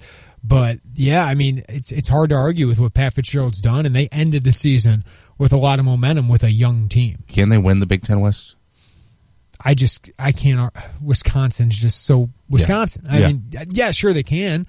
If they were in the East, I probably wouldn't have them fourth, I'd probably have them 4th or 5th, right? But yeah, the Big Ten West, there's just so much unknown with all the quarterbacks, all the coaching changes, that I think Northwestern, a team that returns so much, and Wisconsin, that's why they're 1 and 2. There's just a lot of familiarity there. So that was good. It was good to learn a lot about these Big Ten teams. I feel like I'm ready for Big Ten Media Days. I feel like I'm ready for the Big Ten season, which is only about a month and a half away. That college football season will be. Yeah, I don't know if it's because the Cubs are struggling right now, but I'm really looking forward to college football as a whole. Like, not necessarily Illinois football, but just college football as a whole, whether to see if Ohio State can handle Alabama and everything around that. Well, you mentioned the week 1 matchup. What was it, Michigan and Florida? Whew, that's not bad. Blake Zaire could be the quarterback for Florida on that one. So we'll look forward to that. But coming up next, we will talk Illinois football. What is exciting to watch for Illinois football? We'll break that down coming up next. If you want to weigh in, you can call us at 359-2255. That's 217-359-2255. Or you can text the Cheap Hour text line. Again, same number, 217-359-2255. It is the Tay and J Show. ESPN Radio Sports Beat. From Charlotte, here's Dari Noka. What a welcome, but we knew it would be that way. If you haven't seen the video, go find it. Paul George's introduction to Oklahoma City, where hundreds, maybe over 1,000 fans waited for him for hours behind a chain link fence at the airport. It was about 93 degrees. They didn't care. People voluntarily brought water to help the fans stay cool. Also, they could see one person, Paul George, the newest hope for the Thunder. 1 year rental before he bolts to L.A.? Maybe. But what he saw yesterday was a clear indication that those fans aren't going to make it easy for him to leave. I mean, sure, he can leave if he wants to leave. Welcome to free agency. But he won't find in L.A. what he'll find for the next year in OKC. A fan base that lives and dies with its NBA team and treats its players like royalty. PG-13 seems to have left the door open, too. Sports Illustrated quoting him recently as saying, it's too early for L.A., and if we get a killer season in Oklahoma, I'd be dumb to want to leave that. Oklahomans hope he means that because they've heard a superstar give tons of hope before and then bolt anyway. In 60 seconds, a jacket for the ages. There are two things every parent wants when their child goes to college. For their child to do well and a way to afford it. Now, with Discover Student Loans, parents can have the best of both worlds. Not only do our loans cover up to 100% of school-certified costs with zero fees, but we'll give them a cash reward for each new student loan if they earn at least a 3.0 GPA or equivalent. That means every A in history or B in math could help them earn a cash reward for good grades. Just one of the many ways we treat you like you'd treat you. Apply now in 15 minutes or less at discoverstudentloans.com. Limitations apply. Weeds love your garden. They hide near flowers knowing you can't touch them. Now you can with Roundup Weed and Grass Killer with Sure Shot 1 from the Home Depot. A special buy at just $19.97. The protective shield means pinpoint accuracy so you can target weeds without harming surrounding plants. With Roundup in hand, weeds are in trouble. Roundup Weed and Grass Killer with Sure Shot 1, just $19.97, now at the Home Depot. More saving, more doing. Valid through August 2nd while supplies last, U.S. only. The actual event will never live up to the hype. Even if the event's great, it won't live up because the hype will be greater. It all started yesterday in L.A. The first of 4 public promotional appearances for Floyd Mayweather Jr. and Conor McGregor in advance of the fight August 26th. McGregor rocking a jacket with pinstripes made up of the 2-word phrase, you might choose to yell at the person in life you hate the most. Mayweather making fun of the fact that McGregor's biggest payday was a paltry $3 million. McGregor yapping so much they had to turn off his microphone, but not before he said he'd knock Floyd out inside of 4 rounds. The fight's likely going to be awful. No shot I'll pay $100 to see it. But if you do, let me know. I'll be over with the ESPN Radio Sports Beat. I'm Dari Noka. Are you looking for a new home or planning to refinance your existing home? Hi, this is Todd Durakan from First Federal Savings Bank of Champaign-Urbana, getting you and your home faster with loan closings in 30 days. Mortgage loans and refinancing that's fast, friendly, and local. We invite you to visit our experienced team of mortgage experts to find out how First Federal Savings Bank can help you with your loan closing in 30 days. For more information, visit 356bank.com. First Federal Savings Bank of Champaign-Urbana. Get what you want out of life. Member FDIC, Equal Housing Lender. Hi, I'm Damon Hackelman, owner of CleanRite in Champaign. If you're looking for a trusted restoration service company, just look for the guys in the blue trucks. At CleanRite, we understand that life happens, and we're ready to help. Our experienced service technicians will provide you with not only a quick response, but also honest answers and advice. For water, fire, smoke, or mold restoration, we're there when you need us. Call CleanRite today at 351-4930. That's 351-4930. Or just Google CleanRite Champaign. DP Dough is the original Calzone company, and they cater all types and sizes of events, from office orders to private parties to entire visiting football teams. Everyone will be sure to enjoy something different than the same old sandwiches or pizza. DP Dough also delivers to nearly all of Champaign, Urbana, and Savoy until late at night. So give them a call or order online when you're hungry and no one else is delivering. With over 1 million calzones served since opening in 2006, DP Dough is sure to satisfy and fill you up. DP Dough, the original Calzone company. Provident, This is Eric Bolin with Provident Financial Group. Are you sure you're on track to reach your retirement goals? Wondering how much money you'll need to last your lifetime? Whether you're retiring in a few weeks or a few years, we can analyze your needs and create a plan that's right for you. Find us online at ProvidentFinancialGroupLLC.com. Securities and advisory services offered through Commonwealth Financial Network. Provident, partnerships built on trust. Member FINRA, SIPC, the registered investment advisor. When you're heading home, Tay and J are on your way talking sports. Weekday afternoons 3 to 6 here on ESPN Radio 93.5.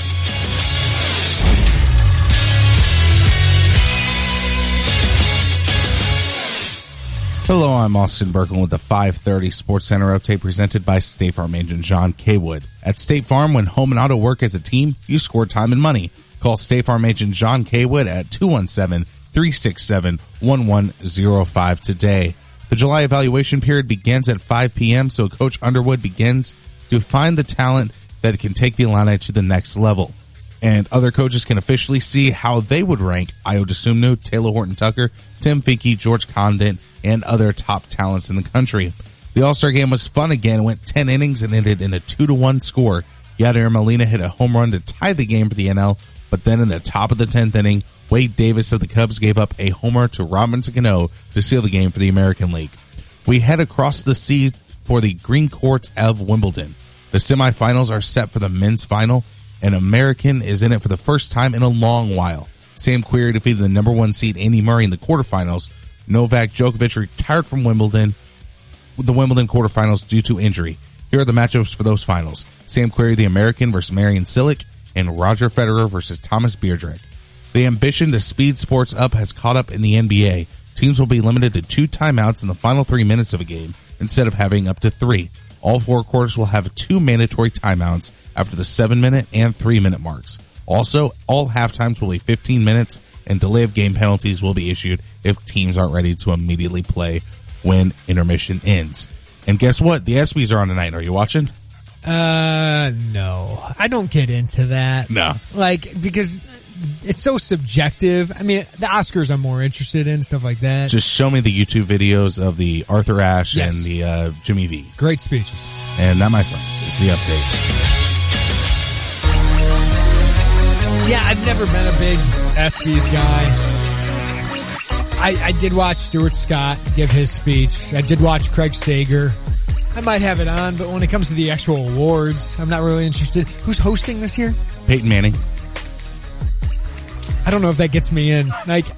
Justin Timberlake, when he hosted and did that sports song, that was genius. That gets me into it. Yes. It'll be interesting to see what Peyton Manning does. Obviously, he's a pretty funny guy. It's interesting because he could have made millions of dollars. He could have been Tony Romo, right? And went right into the broadcasting industry and been fantastic at it. He probably could have been a coach already. Offensive coordinator for somebody. It's always difficult for a guy as good as Peyton Manning to be a coach because it's so easy for you that it's hard to teach other people. That's like, I don't think Michael Jordan could have ever been a coach. No, because he'd be like, just make the shot. Right, yeah, just do it already. But Peyton Manning, I think he's going to be more of a tycoon, right? I mean, he owns part of Papa John's. I think he's going to get into ownership. Maybe he can do the John Elway thing where he's the president of a team. That's where I think he will go. Yeah. His coaching just doesn't seem like his cup of tea with all the hours that need to be spent. Right. He's more of a money manager and wants to make the decisions on the roster. Yeah. Win great Illini apparel and gear and novelty items each week with the Tay and J Show. We play our Game Day Spirits Wheel of Games. We did it yesterday. Gave away a hat and a baseball shirt based on the Illini All-Stars that we've had. So we do that a couple times a week right here on the Tay and J Show. Game Day Spirit located on Green Street on South Neal and online at GameDaySpirit.com. Check them out there because they are the official fan store of the Fighting Illini and a proud sponsor of ESPN 93.5's Tay and J Show. So we talked with Chris Heddy from Nebraska. He covers Nebraska for Land of 10. Ryan Burns from GopherIllustrated.com covers Minnesota. Mike Carmen, Journal and Courier, covers Purdue. Derek Young, Hawkeye Insider, of course, covers Iowa. Jesse Temple, Wisconsin beat writer for Land of 10. And Ben Pope from the Daily Northwestern.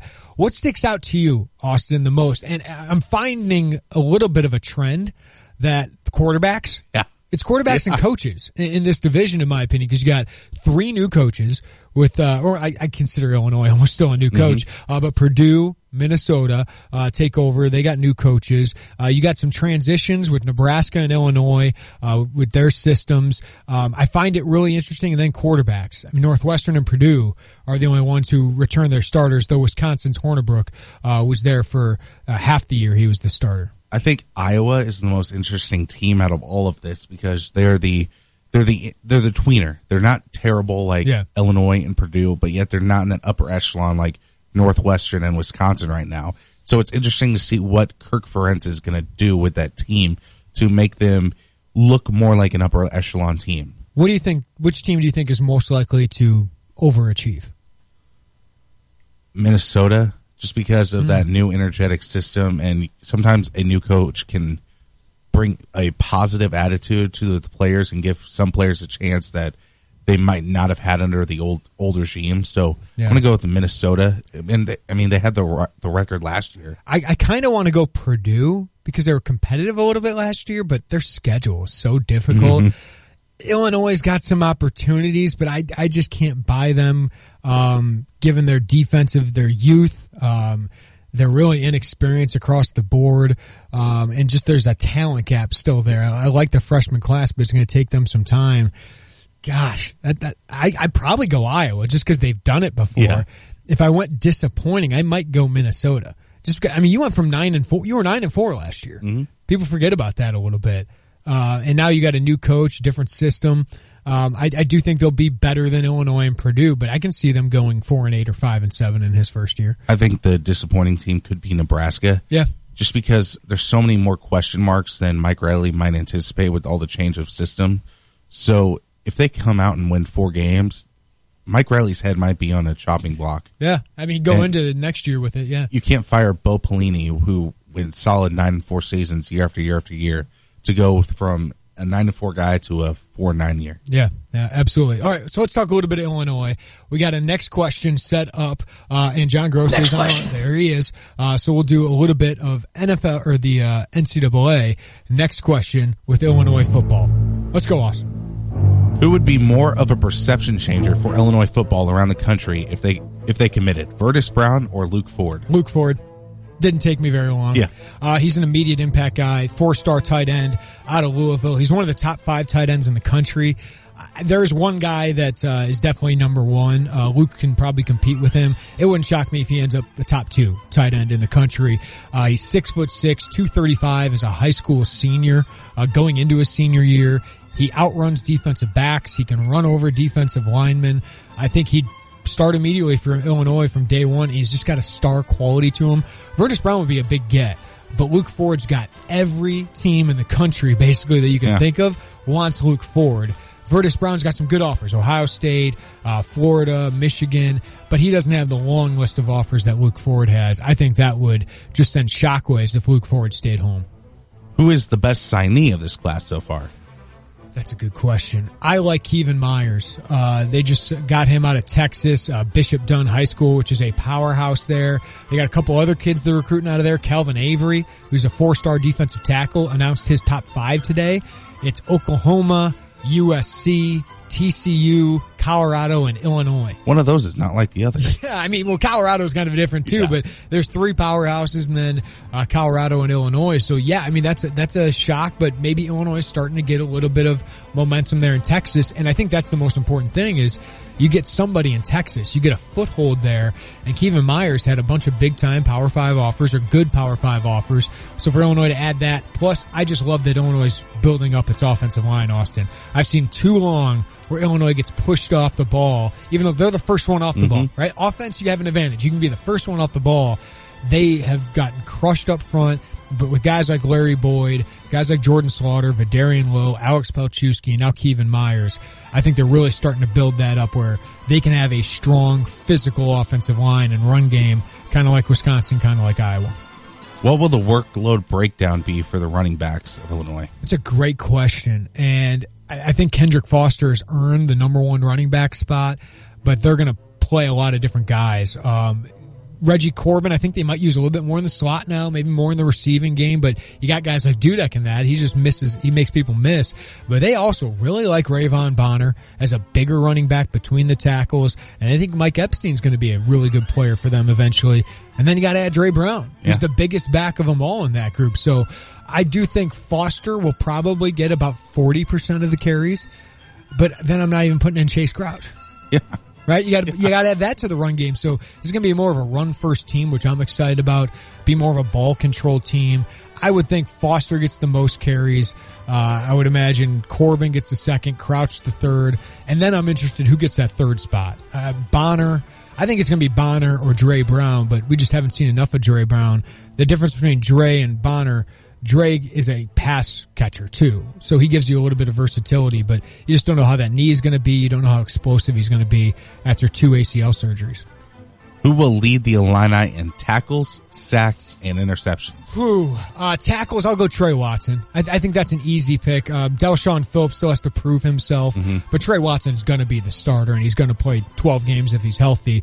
So I'll go with Trey Watson, and he's going to have a lot of opportunities because I think there's going to be a lot of running backs getting to the second level for him. Sacks is a great question. I mean, name me some defensive linemen who are coming back, Austin.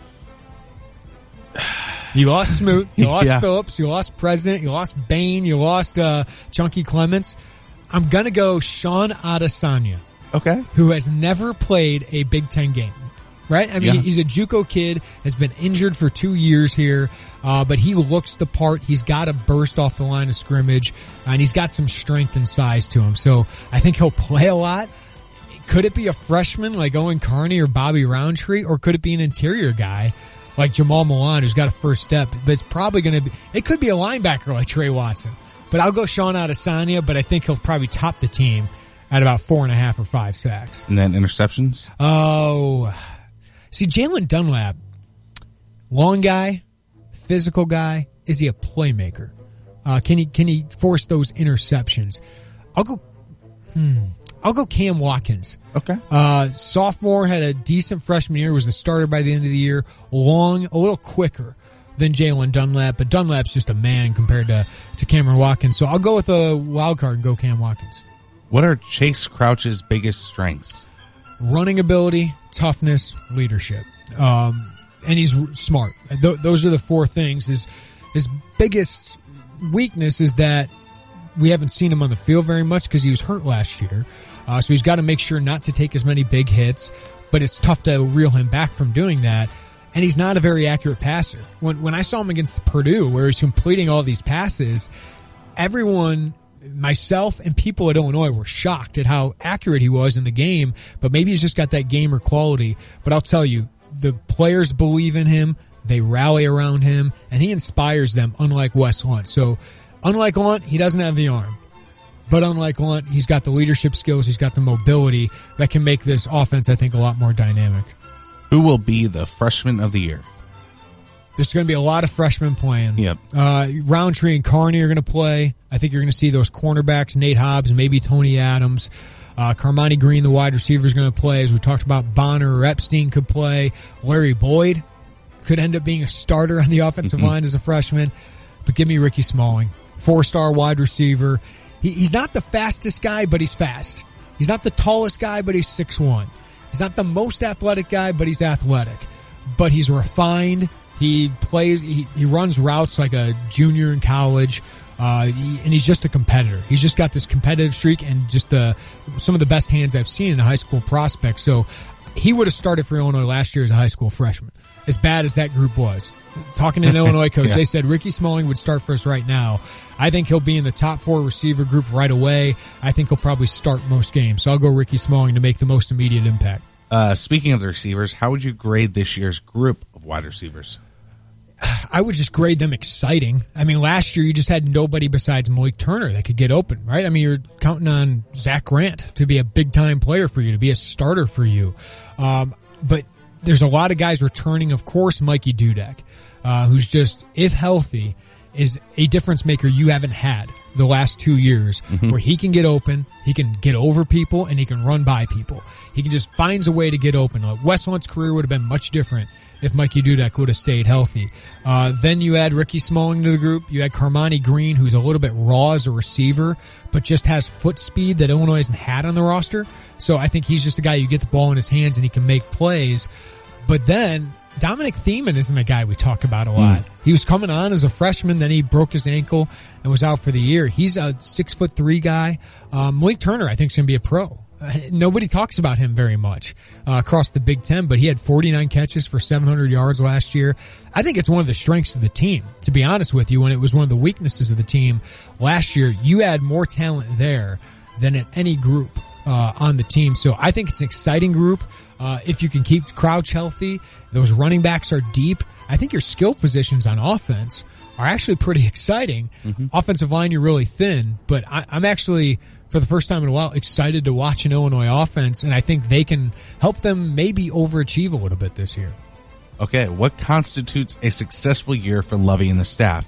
Is it recruiting wins, or on the field wins, or what's the perfect mixture of a successful year? Yeah, I mean, everyone wants to get to a bowl game, right? That feels like the measure of success for Illinois.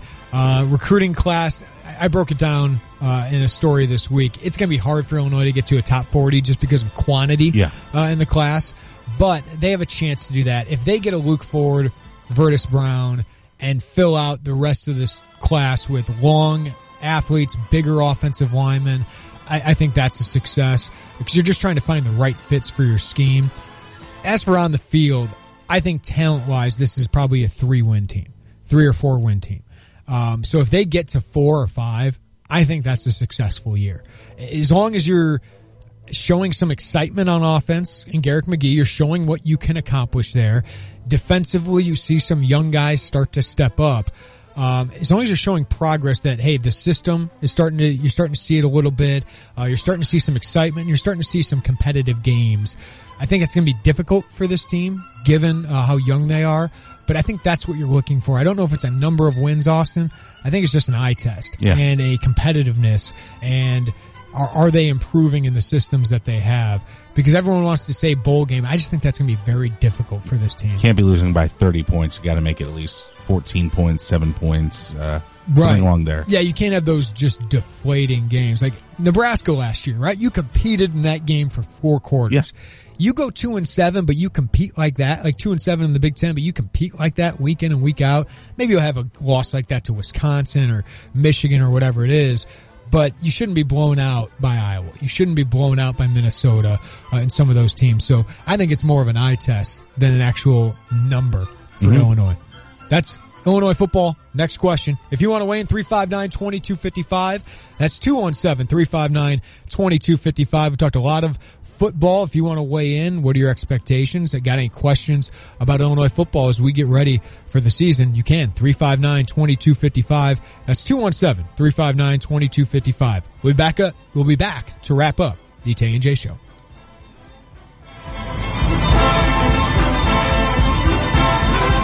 I'm Chris Drummond, owner of Drummond Carpet and Upholstery Cleaning. Since 2006, we've provided the best professional carpet cleaning in the Champaign-Urbana area. At Drummond Carpet and Upholstery Cleaning, we use the Rotovac carpet restoration system to assure the best carpet and upholstery cleaning service. For just $99, we offer carpet cleaning for 3 rooms or 4 rooms at $29.95 per room. Google Drummond Carpet Cleaning and see what our customers have been saying, or call for a free estimate at 217-722-3663. Drummond Carpet and Upholstery Cleaning. If we didn't clean it, it isn't clean. Building relationships, supporting the community, and service. These are things Country Financial stands for. More than just an office you may pass by as you drive through town. Neighbors who lend a helping hand and support the fabric of our community, including charitable organizations, sports, financial education, and civic organizations. Chat with your neighbor at Country Financial.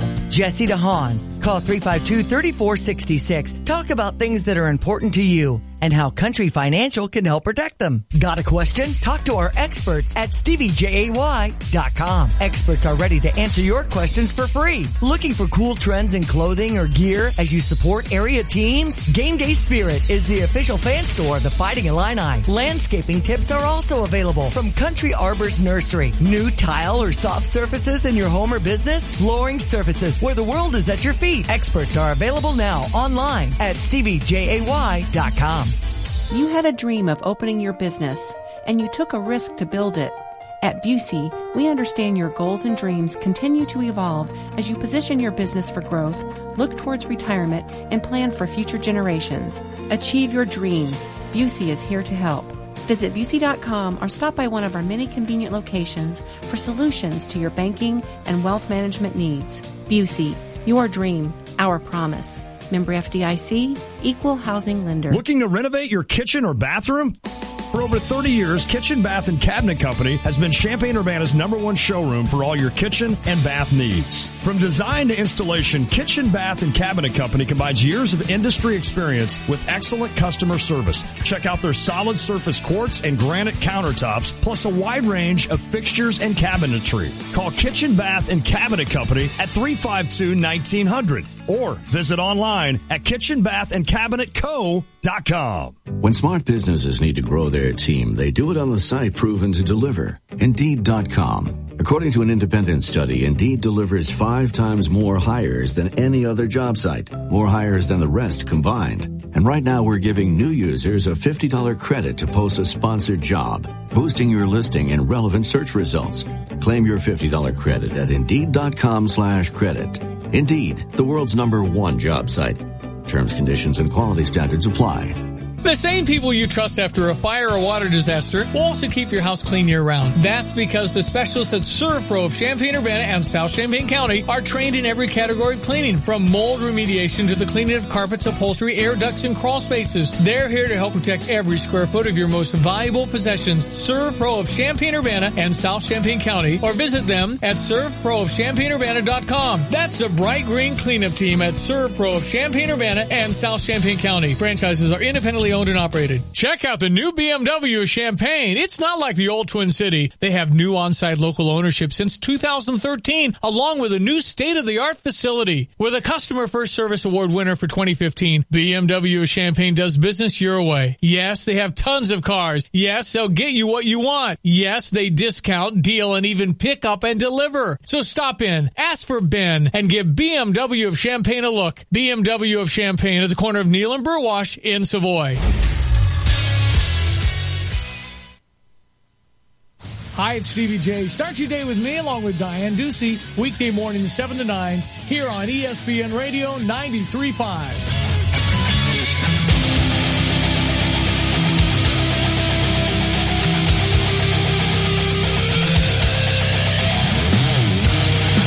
It is the Tay and J Show, ESPN Radio 93.5. Jeremy Warner and Austin Berkland filling in. Lante will be back tomorrow.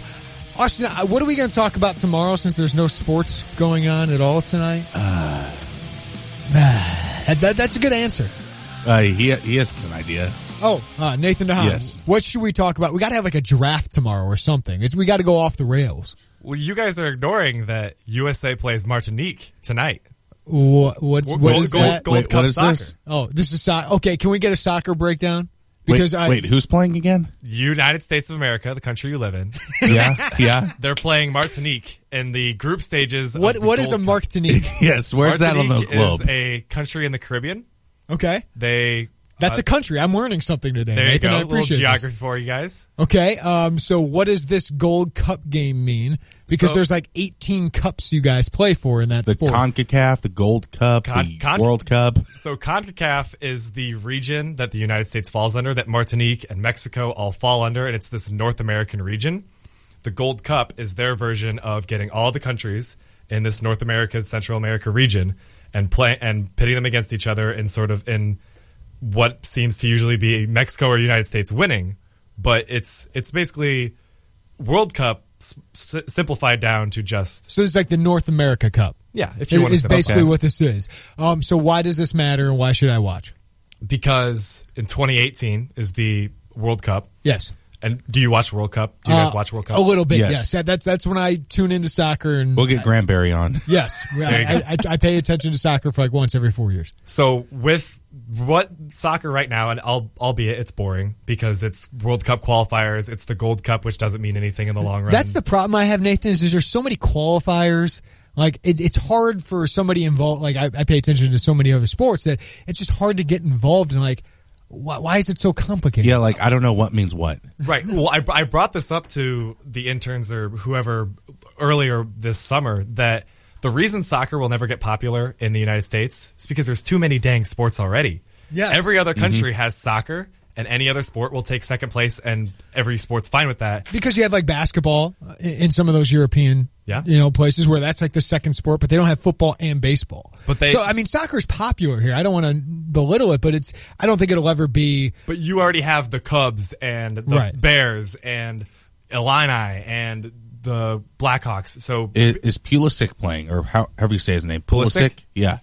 Well, so right now, the Gold Cup, because it doesn't mean anything, doesn't always attract the best players. A lot of time it is meant for developing young talent, and especially for players that don't play in America where they have the summers off, rather than right now the MLS is in the thick of their own season. So players that have the summers off, it's hard to tell them, hey, come play in this meaningless North American Cup. I mean, meaningless. See, you just talked me out of watching this tonight. Have some national pride. Some patriotism here. I know there's so many. I might record it and watch it on one speed fast forward. It is a niche sport. There you go. It is a niche sport in this country, right? That's true. But that niche probably has 50 million fans. Like I there's plenty of people that were in my fraternity house that woke up Saturday mornings to watch the Premier League. Mm-hmm. Like there's a niche, crazy fan base, and Cliff and Urbana is one of them. So maybe Nathan, you could have we give Lana a hockey minute every once in a while. Maybe you could do a soccer minute. I'd be all for it. Where we can do like Vuvuzelas in the background, some chants, Aussie, things like that. Oi. Yeah, there you go. I believe that we will win chant. Yeah, that one. We'll just do that for the minute that I get. You'll just do the chant? Just do the chant. Okay. Yeah, we need this explained to us every once in a while. So we appreciate you giving us something to watch, possibly. Tonight. You're not going to watch it. No, I'm not going to watch it. Thank you, Nathan. I appreciate that. I appreciate the effort. Yeah. I am open to like soccer. Like Lon said, if they got one in St. Louis, he'd try to get into it. I just don't have the time.